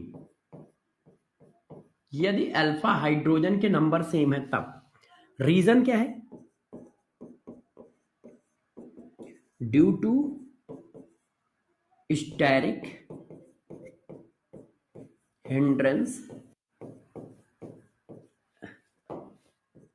And dipole movement. इसको कहते हैं पोलरिटी। अब ये क्या चीज है, मैं थोड़ा एक्सप्लेन करता हूं, गौर से समझिए। देखो, जब दोनों बल्कि ग्रुप एक साइड होंगे तो उनमें स्टेरिक हिंड्रेंस बनेगा ऐसे, और ये एक दूसरे को रिपल करेंगे। मगर यदि बल्कि ग्रुप अपोजिट डायरेक्शन में है तो स्टेरिक हिंड्रेंस बनेगा नहीं और ज्यादा रिपल नहीं कर पाएंगे क्योंकि डिस्टेंस ज्यादा है। डिस्टेंस क्या है? बहुत ज्यादा है।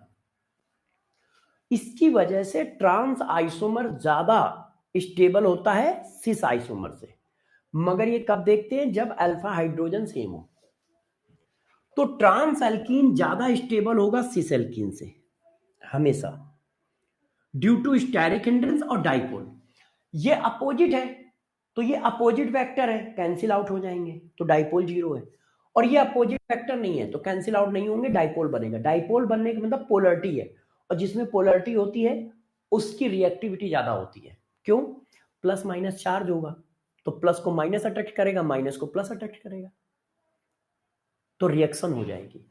भाई इधर प्लस पोल बना हुआ है, उधर माइनस पोल बना हुआ है, तो जो किसी सोल्यूशन में डालोगे तो जैसे ही डालोगे तो प्लस पोल की ओर कौन भगेंगे? माइनस वाले। माइनस पोल की ओर कौन भगेंगे? प्लस वाले, और उसको पकड़ के तोड़ देंगे। क्यों? माइनस वालों ने इस प्लस पार्ट को खींच लिया और प्लस वालों ने उस माइनस पार्ट को खींच लिया, तो बीच से ये हमारा फट गया, बीच से फट गया, सिंपल सा लॉजिक है। तो डाइपोल की वजह से भी होता है, मगर मेन होता है स्टेरिक हिंड्रेंस। तो ट्रांस एल्कीन सिस एल्कीन से स्टेबल होता है कब? जब अल्फा हाइड्रोजन सेम हो। तो यहां पर अल्फा हाइड्रोजन सेम है तो तुमको ये तो पता चल गया कि ट्रांस ब्यूटीन ज्यादा स्टेबल होगा सिस ब्यूटीन से।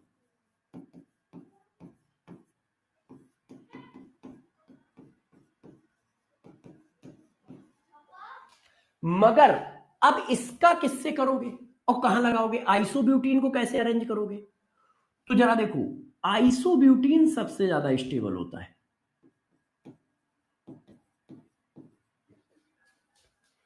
आइसोब्यूटीन सबसे ज्यादा स्टेबल होता है और इनकी स्टेबिलिटी के बीच में, ट्रांस और आइसो के बीच में नाम मात्र का डिफरेंस होता है। ट्रांस और आइसो के बीच में नाम मात्र का डिफरेंस होता है। इसको मैं एक्सप्लेन कर देता हूं, जैसे आप चाहो तो इसको देख पाओ। आप क्या करो, इस पाई बॉन्ड को ब्रेक कर दो। कैसे? आप इस पाई बॉन्ड को ब्रेक कर दोगे तो आइसो वाला ये आइसोमर बनाएगा। देखिए ऐसा, इसको मैंने ऐसे ब्रेक कर दिया और ये और ट्रांस वाला ये बनाएगा।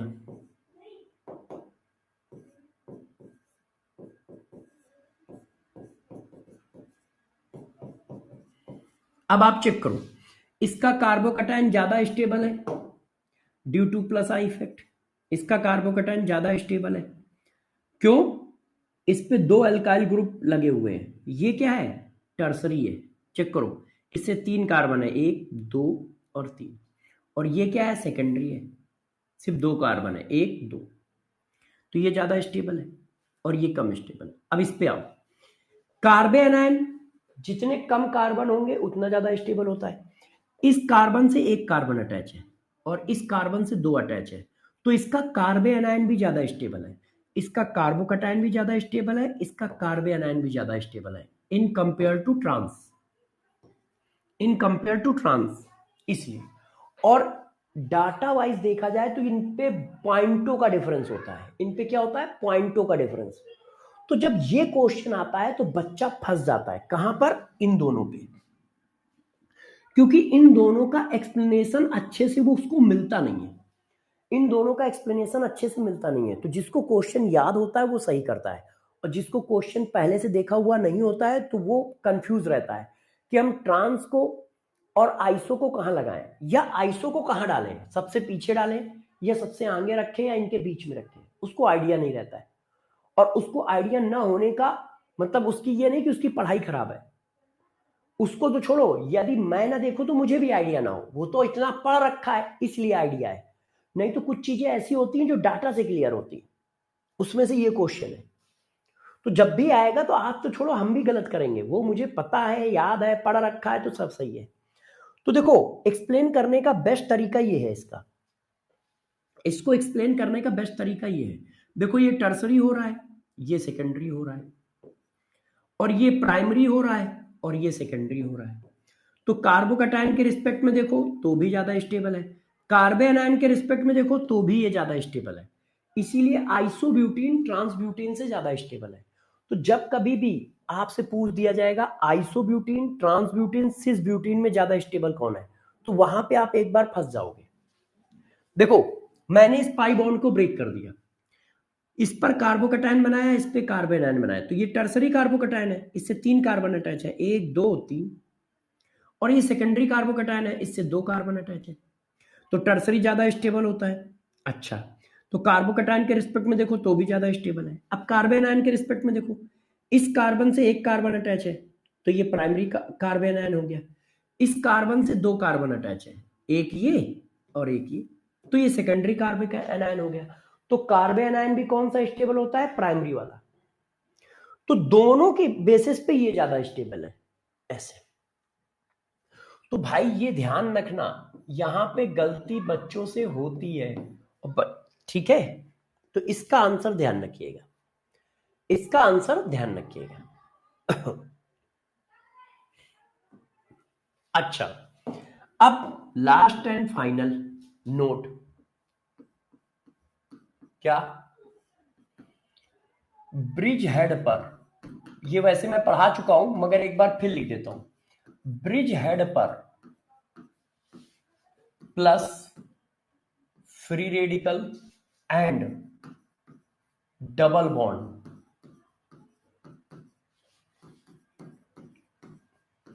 एग्जिस्ट नहीं करता है ड्यू टू, रीजन क्या है? Due to ring strain, ring strain, highly unstable situation होती है, हाईली अनस्टेबल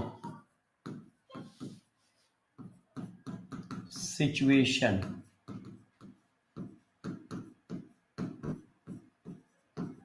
होती है।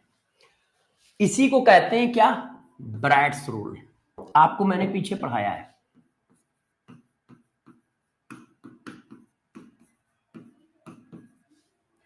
तो यदि कहीं पर ब्रिज पे कार्बोकैटायन बना है तो उसको तुम टर्सरी मत समझ लेना, वो हाईली अनस्टेबल है। यदि कहीं पर ब्रिज पे कार्बन एनायन बना है, फ्री रेडिकल बना है, तो ये हाईली अनस्टेबल है, ये बनेंगे ही नहीं। और यदि कहीं ब्रिज पे डबल बॉन्ड बना है तो ये हाईली अनस्टेबल है। ये सब हाईली अनस्टेबल सिचुएशन है, ये बनते ही नहीं है। ब्रिज पर कार्बोकैटायन बनता ही नहीं है, ब्रिज पर फ्री रेडिकल बनता ही नहीं है, ब्रिज पर डबल बॉन्ड बनता ही नहीं है। क्यों? हाईली रिंग स्ट्रेन होता है, हाईली अनस्टेबल सिचुएशन है। ये किसने बताया थे? ब्रैग्स रूल में। मैं पीछे पढ़ा चुका हूं। अब जैसे ये देखो, अब बताओ स्टेबल ज्यादा कौन है? स्टेबिलिटी। अब पता चला यहां पे आप हाइपर कॉन्जुगेशन काउंट करने बैठ गए कि चलो हाइपर कॉन्जुगेशन काउंट करते हैं, तो हर जगह नहीं है। सिचुएशन ध्यान रखो, ये ब्रिज हेड पे बनना है, ये ज्यादा स्टेबल है, ये ब्रिज हेड पे डबल बॉन्ड है, अनस्टेबल है। ये देखो, अब ये ब्रिज हेड पे फ्री रेडिकल है, अनस्टेबल है। ब्रिज हेड पे फ्री रेडिकल बनेगा ही नहीं। बात समझ पा रहे हो? ये देखो, अब ये ब्रिज हेड है, ये ब्रिज हेड है, ये ब्रिज हेड है, ये ब्रिज हेड है। जितने कम कार्बन होते हैं उतना अनस्टेबल होता है, जितने कम कार्बन होते हैं उतना अनस्टेबल होता है सारे अनस्टेबल। मगर अब भिखारियों के बीच में तुमने अमीर पूछ लिया है तो बताना तो पड़ेगा ही, बताना तो पड़ेगा ही ना। अब एक के पास 1 रुपए, एक के पास 1.5 रुपए, एक के पास 50 पैसे, अब तुमको कह रहे हो इसमें अमीर कौन ज्यादा है, तो ऑर्डर तो लगाना ही पड़ेगा। तो ये सब अनस्टेबल है। मगर यदि ऑर्डर की बात आए तो जिसके पास ज्यादा कार्बन है वो रिलेटिवली ज्यादा स्टेबल है। तो इसके इससे ज्यादा कार्बन इसके पास, इससे ज्यादा कार्बन इसके पास, इससे ज्यादा कार्बन इसके पास। नहीं तो ब्रिज हेड पे कभी भी माइनस नहीं बनेगा, ए कभी भी प्लस नहीं बनेगा, फ्री रेडिकल नहीं बनेगा, ठीक है, डबल बॉन्ड नहीं बनेगा, माइनस भी नहीं बनता है। माइनस भी अनस्टेबल होता है, मगर रिलेटिवली माइनस थोड़ा ज्यादा स्टेबल होता है, रिलेटिवली माइनस थोड़ा ज्यादा स्टेबल होता है, ध्यान रखिएगा। ठीक है, कर लोगे, कर लोगे सारे लोग? अच्छा, अब देखो, अब एक और कॉन्सेप्ट, एक और कॉन्सेप्ट ध्यान से देखो, देखिए, गौर से देखिए। Alkyl group so plus R या plus M effect due to hyperconjugation. वो भी कौन सा? Plus hyperconjugation, plus H effect. एक मिनट, ये क्या चीज मैं पढ़ा रहा हूं आपको बताता हूं। हाइपर कॉन्जुगेशन देखो, अब मैं पढ़ाने जा रहा हूं, वहां पर मैंने लिखा था, एक्सप्लेन नहीं किया था, क्योंकि मुझे पता था वहां मैंने हाइपर कॉन्जुगेशन अभी पढ़ाया नहीं है। जैसे बेंजीन रिंग पे एल्काइल ग्रुप लगा है, अब ये प्लस आर शो करेगा या माइनस आर शो करेगा, कैसे पता चलेगा? तो इसका एक्सप्लेनेशन रेजोनेंस से है ही नहीं, और ना इसका एक्सप्लेनेशन आई इफेक्ट से है। Alkyl group plus R show करते हैं या माइनस आर शो करते हैं, ये कैसे पता चलता है? तो ना तो ये प्लस, ना तो ये रेजोनेंस थ्योरी से एक्सप्लेनेशन है इसका, ना इंडक्टिव इफेक्ट से इसका एक्सप्लेनेशन है। इसका करेक्ट एक्सप्लेनेशन हाइपर कॉन्जुगेशन से है। चेक करो, सारे बच्चे चेक करें।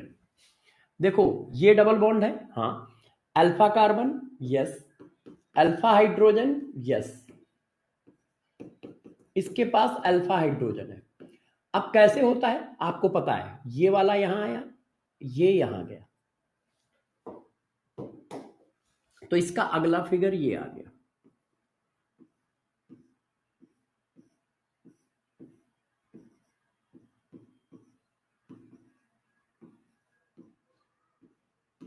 ऐसे, ये देखो, तो हाइपर कॉन्जुगेशन की वजह से ये प्लस आर इफेक्ट शो करता है, आर्थो पैरा डायरेक्टिंग होता है, आर्थो एंड पैरा डायरेक्टिंग होता है। और रिंग को क्या करता है? एक्टिवेट करता है, एक्टिवेट एक्टिवेटेड ग्रुप है। क्यों? क्योंकि रिंग की इलेक्ट्रॉन डेंसिटी बढ़ा रहा है। मगर ये एक्सप्लेनेशन किससे है? ये एक्सप्लेनेशन है हाइपर कॉन्जुगेशन के थ्रू। अब पावर कितनी ज्यादा होगी? तो जब भी पावर की बात करें, power of plus R effect, वो किस पे डिपेंड करेगी?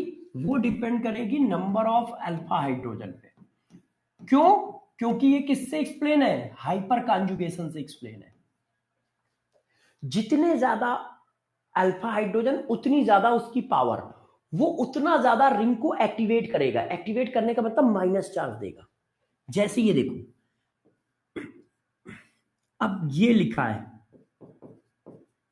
अब किसी ने कहा कौन सा कार्बोकटाइन ज्यादा स्टेबल है। देखना, डरना नहीं। इस टाइप का क्वेश्चन वहां पर मैंने नहीं कराया है। क्यों नहीं कराया है? क्योंकि वहां पर ये चीज पढ़ाई नहीं थी। अब पढ़ाई है तो अब एक्सप्लेन कर रहा हूं इस तरह के क्वेश्चन। ये देखो, अब ये क्वेश्चन पूछ दिया गया ना, तो आप गलती करोगे यदि आपको ये कॉन्सेप्ट ध्यान नहीं है तो।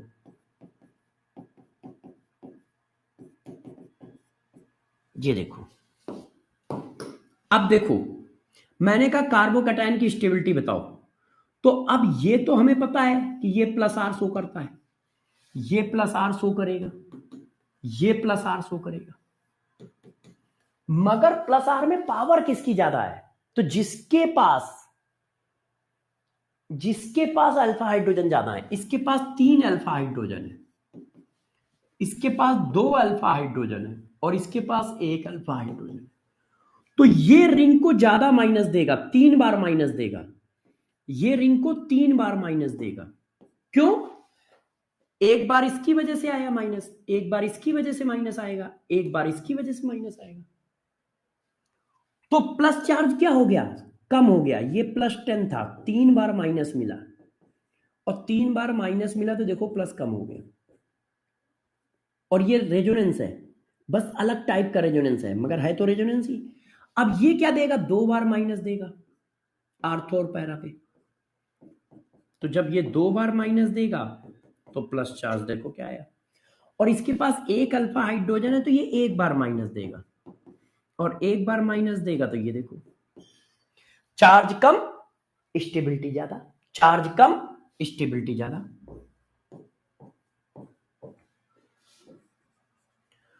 तो जरा ध्यान रखना, alkyl group plus R effect. अब क्या ध्यान रखना? Alkyl group plus R effect show करता है, और ये किसके थ्रू एक्सप्लेन है? हाइपर कॉन्जुगेशन के थ्रू एक्सप्लेन है।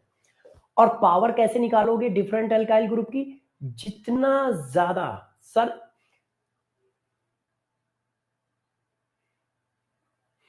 मेहंदी बेटा कहां कंडीशन फुलफिल नहीं हो रहा है बताओ मुझे। नहीं, बेंजीन के केस में मैंने फिर बताया, एल्कीन के केस में आई इफेक्ट आर इफेक्ट नहीं देखते। अभी क्या बताया था कि जब एल्कीन की स्टेबिलिटी की बारी आए तो वो रूल मत लगाना। वो रूल कब बताया है? यही छोटी छोटी बातें याद रखनी है।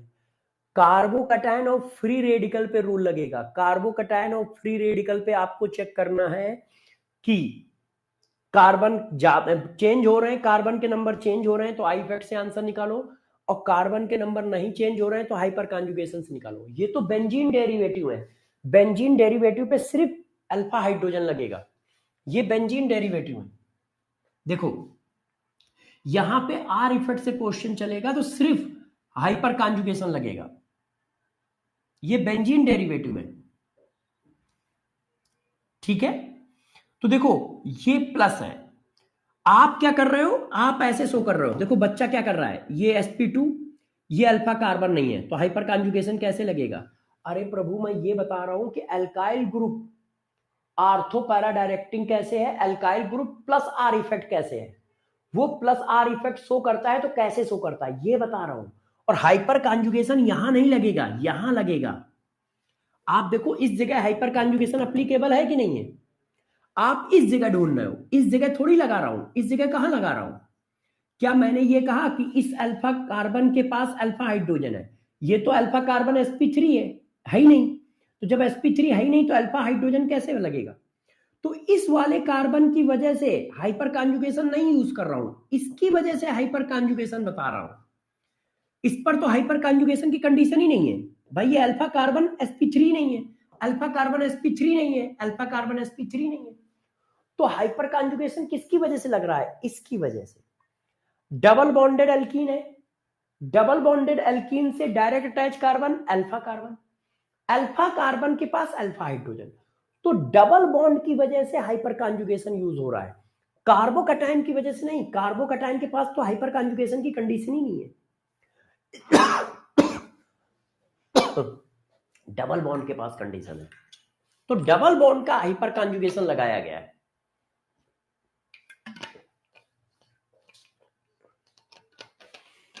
सर ये वाला केस थोड़ा कम समझ में आया। मिश्रा जी आप टेंशन ना लो, मैं आपको करके दिखाता हूं एक आधा और क्वेश्चन, है ना। मिश्रा जी ने कहा सर समझ में कम आया, आप बस ये देखो मिश्रा जी आप बस अल्फा हाइड्रोजन काउंट करो और बस ये देखो, देखो जैसे मैंने कहा कि बताओ कौन ज्यादा स्टेबल है।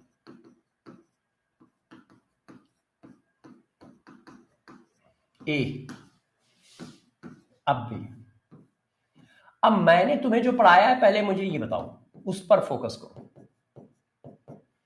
उस पर फोकस करो। पहला पॉइंट, बेंजीन डेरिवेटिव वाले कार्बोकैटायन है तो उसमें क्या होता है, आंसर कैसे निकालते हो, आई इफेक्ट आर इफेक्ट से। ध्यान है, बेंजीन डेरिवेटिव वाले carbocation, carbon ion, acidic strength, basic strength है तो उनसे आंसर कैसे निकालते हो, आर इफेक्ट और आई इफेक्ट से। क्लियर है?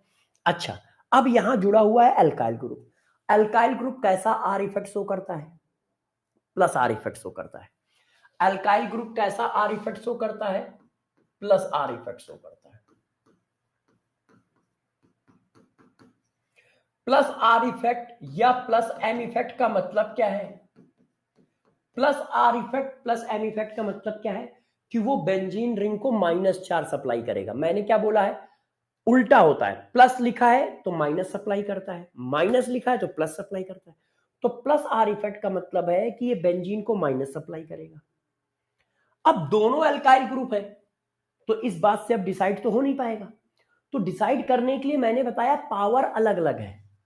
तो मैंने बताया कि प्लस आर पावर जो है वो नंबर ऑफ अल्फा हाइड्रोजन के डायरेक्टली प्रोपोर्शनल है, ये मैंने बताया। तो प्लस आर है तो माइनस सप्लाई करेगा, माइनस कौन सप्लाई ज्यादा करेगा, जिसके पास अल्फा हाइड्रोजन ज्यादा है। और कितना माइनस, जितने अल्फा हाइड्रोजन है, तो इसके पास अल्फा हाइड्रोजन कितने हैं, 0, चेक करो 0 अल्फा हाइड्रोजन है, तो ये माइनस सप्लाई नहीं कर पाएगा, आर इफेक्ट लगाएगा ही नहीं। अब इसके पास 3 अल्फा हाइड्रोजन है, इस वजह से बी वाला बहुत स्टेबल होगा ए वाले से। मगर किसी ने आई इफेक्ट से आंसर लगा दिया तो गलत लगा देगा ना यार।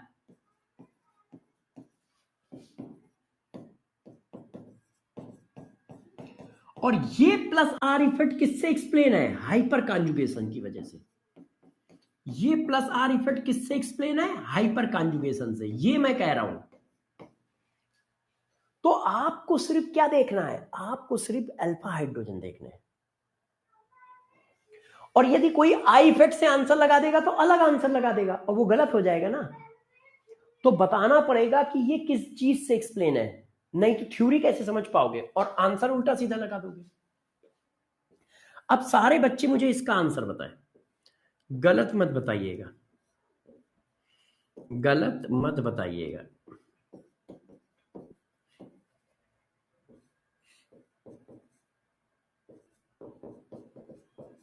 ए,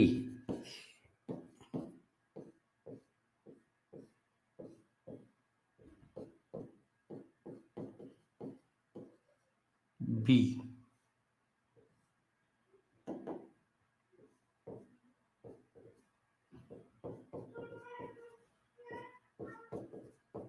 बताओ ज्यादा स्टेबल कौन है, स्टेबिलिटी अरेंज करनी है।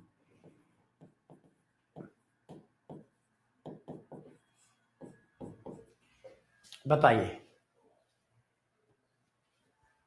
अब ये अल्काइल ग्रुप लगे ना, तो इनका डिसीजन अल्फा हाइड्रोजन करेगा। यहां पे अल्फा हाइड्रोजन है 2, ये कार्बन, ये अल्फा कार्बन, और यहां पे अल्फा हाइड्रोजन है 1, तो ये 2 बार माइनस देगा। क्यों? प्लस आर इफेक्ट है, आर्थो पैरा पे 2 बार माइनस देगा। और ये एक अल्फा हाइड्रोजन है, तो आर्थो पैरा पे 1 बार माइनस देगा। और ये क्या है? फ्री रेडिकल क्या होता है? Plus charge. फ्री रेडिकल क्या होता है? Plus charge. 2 बार माइनस दिया, ये आ गया। फ्री रेडिकल क्या है? Plus charge. 1 बार माइनस दिया, ये आ गया। चार्ज कम, स्टेबिलिटी ज्यादा। चार्ज कम, स्टेबिलिटी ज्यादा।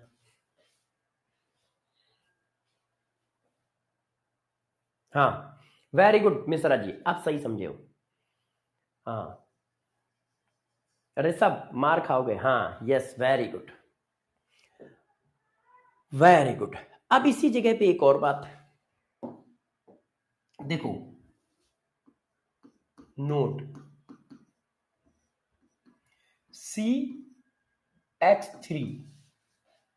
CH3 का मतलब CCl3, CF3, CBr3, sorry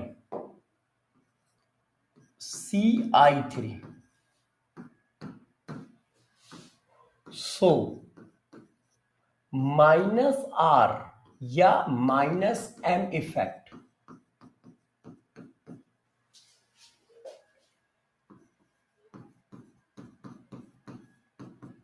explain by minus hyperconjugation.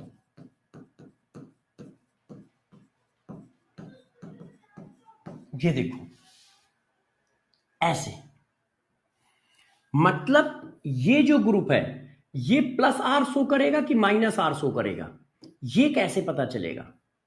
ये देखो, अब आप कैसे पता लगाओगे? तो इसको हम रेजोनेंस से तो पता नहीं लगा सकते, आई इफेक्ट से पता लगाएंगे या हाइपर कॉन्जुगेशन से। तो इसको हाइपर कॉन्जुगेशन पता लगाएंगे। कैसे? ऐसे, सॉरी, ये ऐसे गया और ये ऐसे आया। देखो डबल बॉन्ड है, हाँ है। डबल बॉन्ड से अटैच अल्फा कार्बन है, हाँ है। अल्फा कार्बन के पास हैलोजन है, हाँ है। तो हाइपर कॉन्जुगेशन की कंडीशन बन गई और हाइपर कॉन्जुगेशन लग गया। और अगला फिगर ये आ गया। तो ये देखो रिंग को क्या कर रहा है? पॉजिटिव चार्ज दे रहा है। ये देखिए,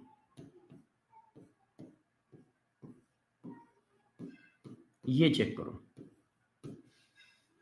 रिंग को कैसा दे रहा है? Positive charge. और जितने ज्यादा हेलोजन उतना ज्यादा पॉजिटिव चार्ज, जितने ज्यादा हेलोजन उतना ज्यादा पॉजिटिव चार्ज, उतना ज्यादा पॉजिटिव चार्ज देगा, है कि नहीं? पावर कैसे आएगी? Number of alpha halogen.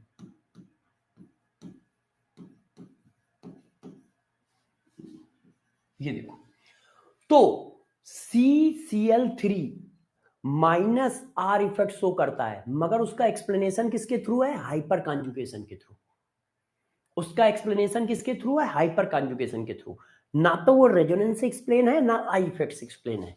Explain किसके थ्रू है? हाइपर कॉन्जुगेशन के थ्रू। ध्यान रखना, जैसे वो वैसे ही है। अब 3 हाइड्रोजन है तो 3 बार आर्थो पैरा पे प्लस देगा, 3 बार आर्थो पैरा पे प्लस देगा। ये क्यों? क्योंकि 3 हाइड्रोजन है, 3 हाइड्रोजन है।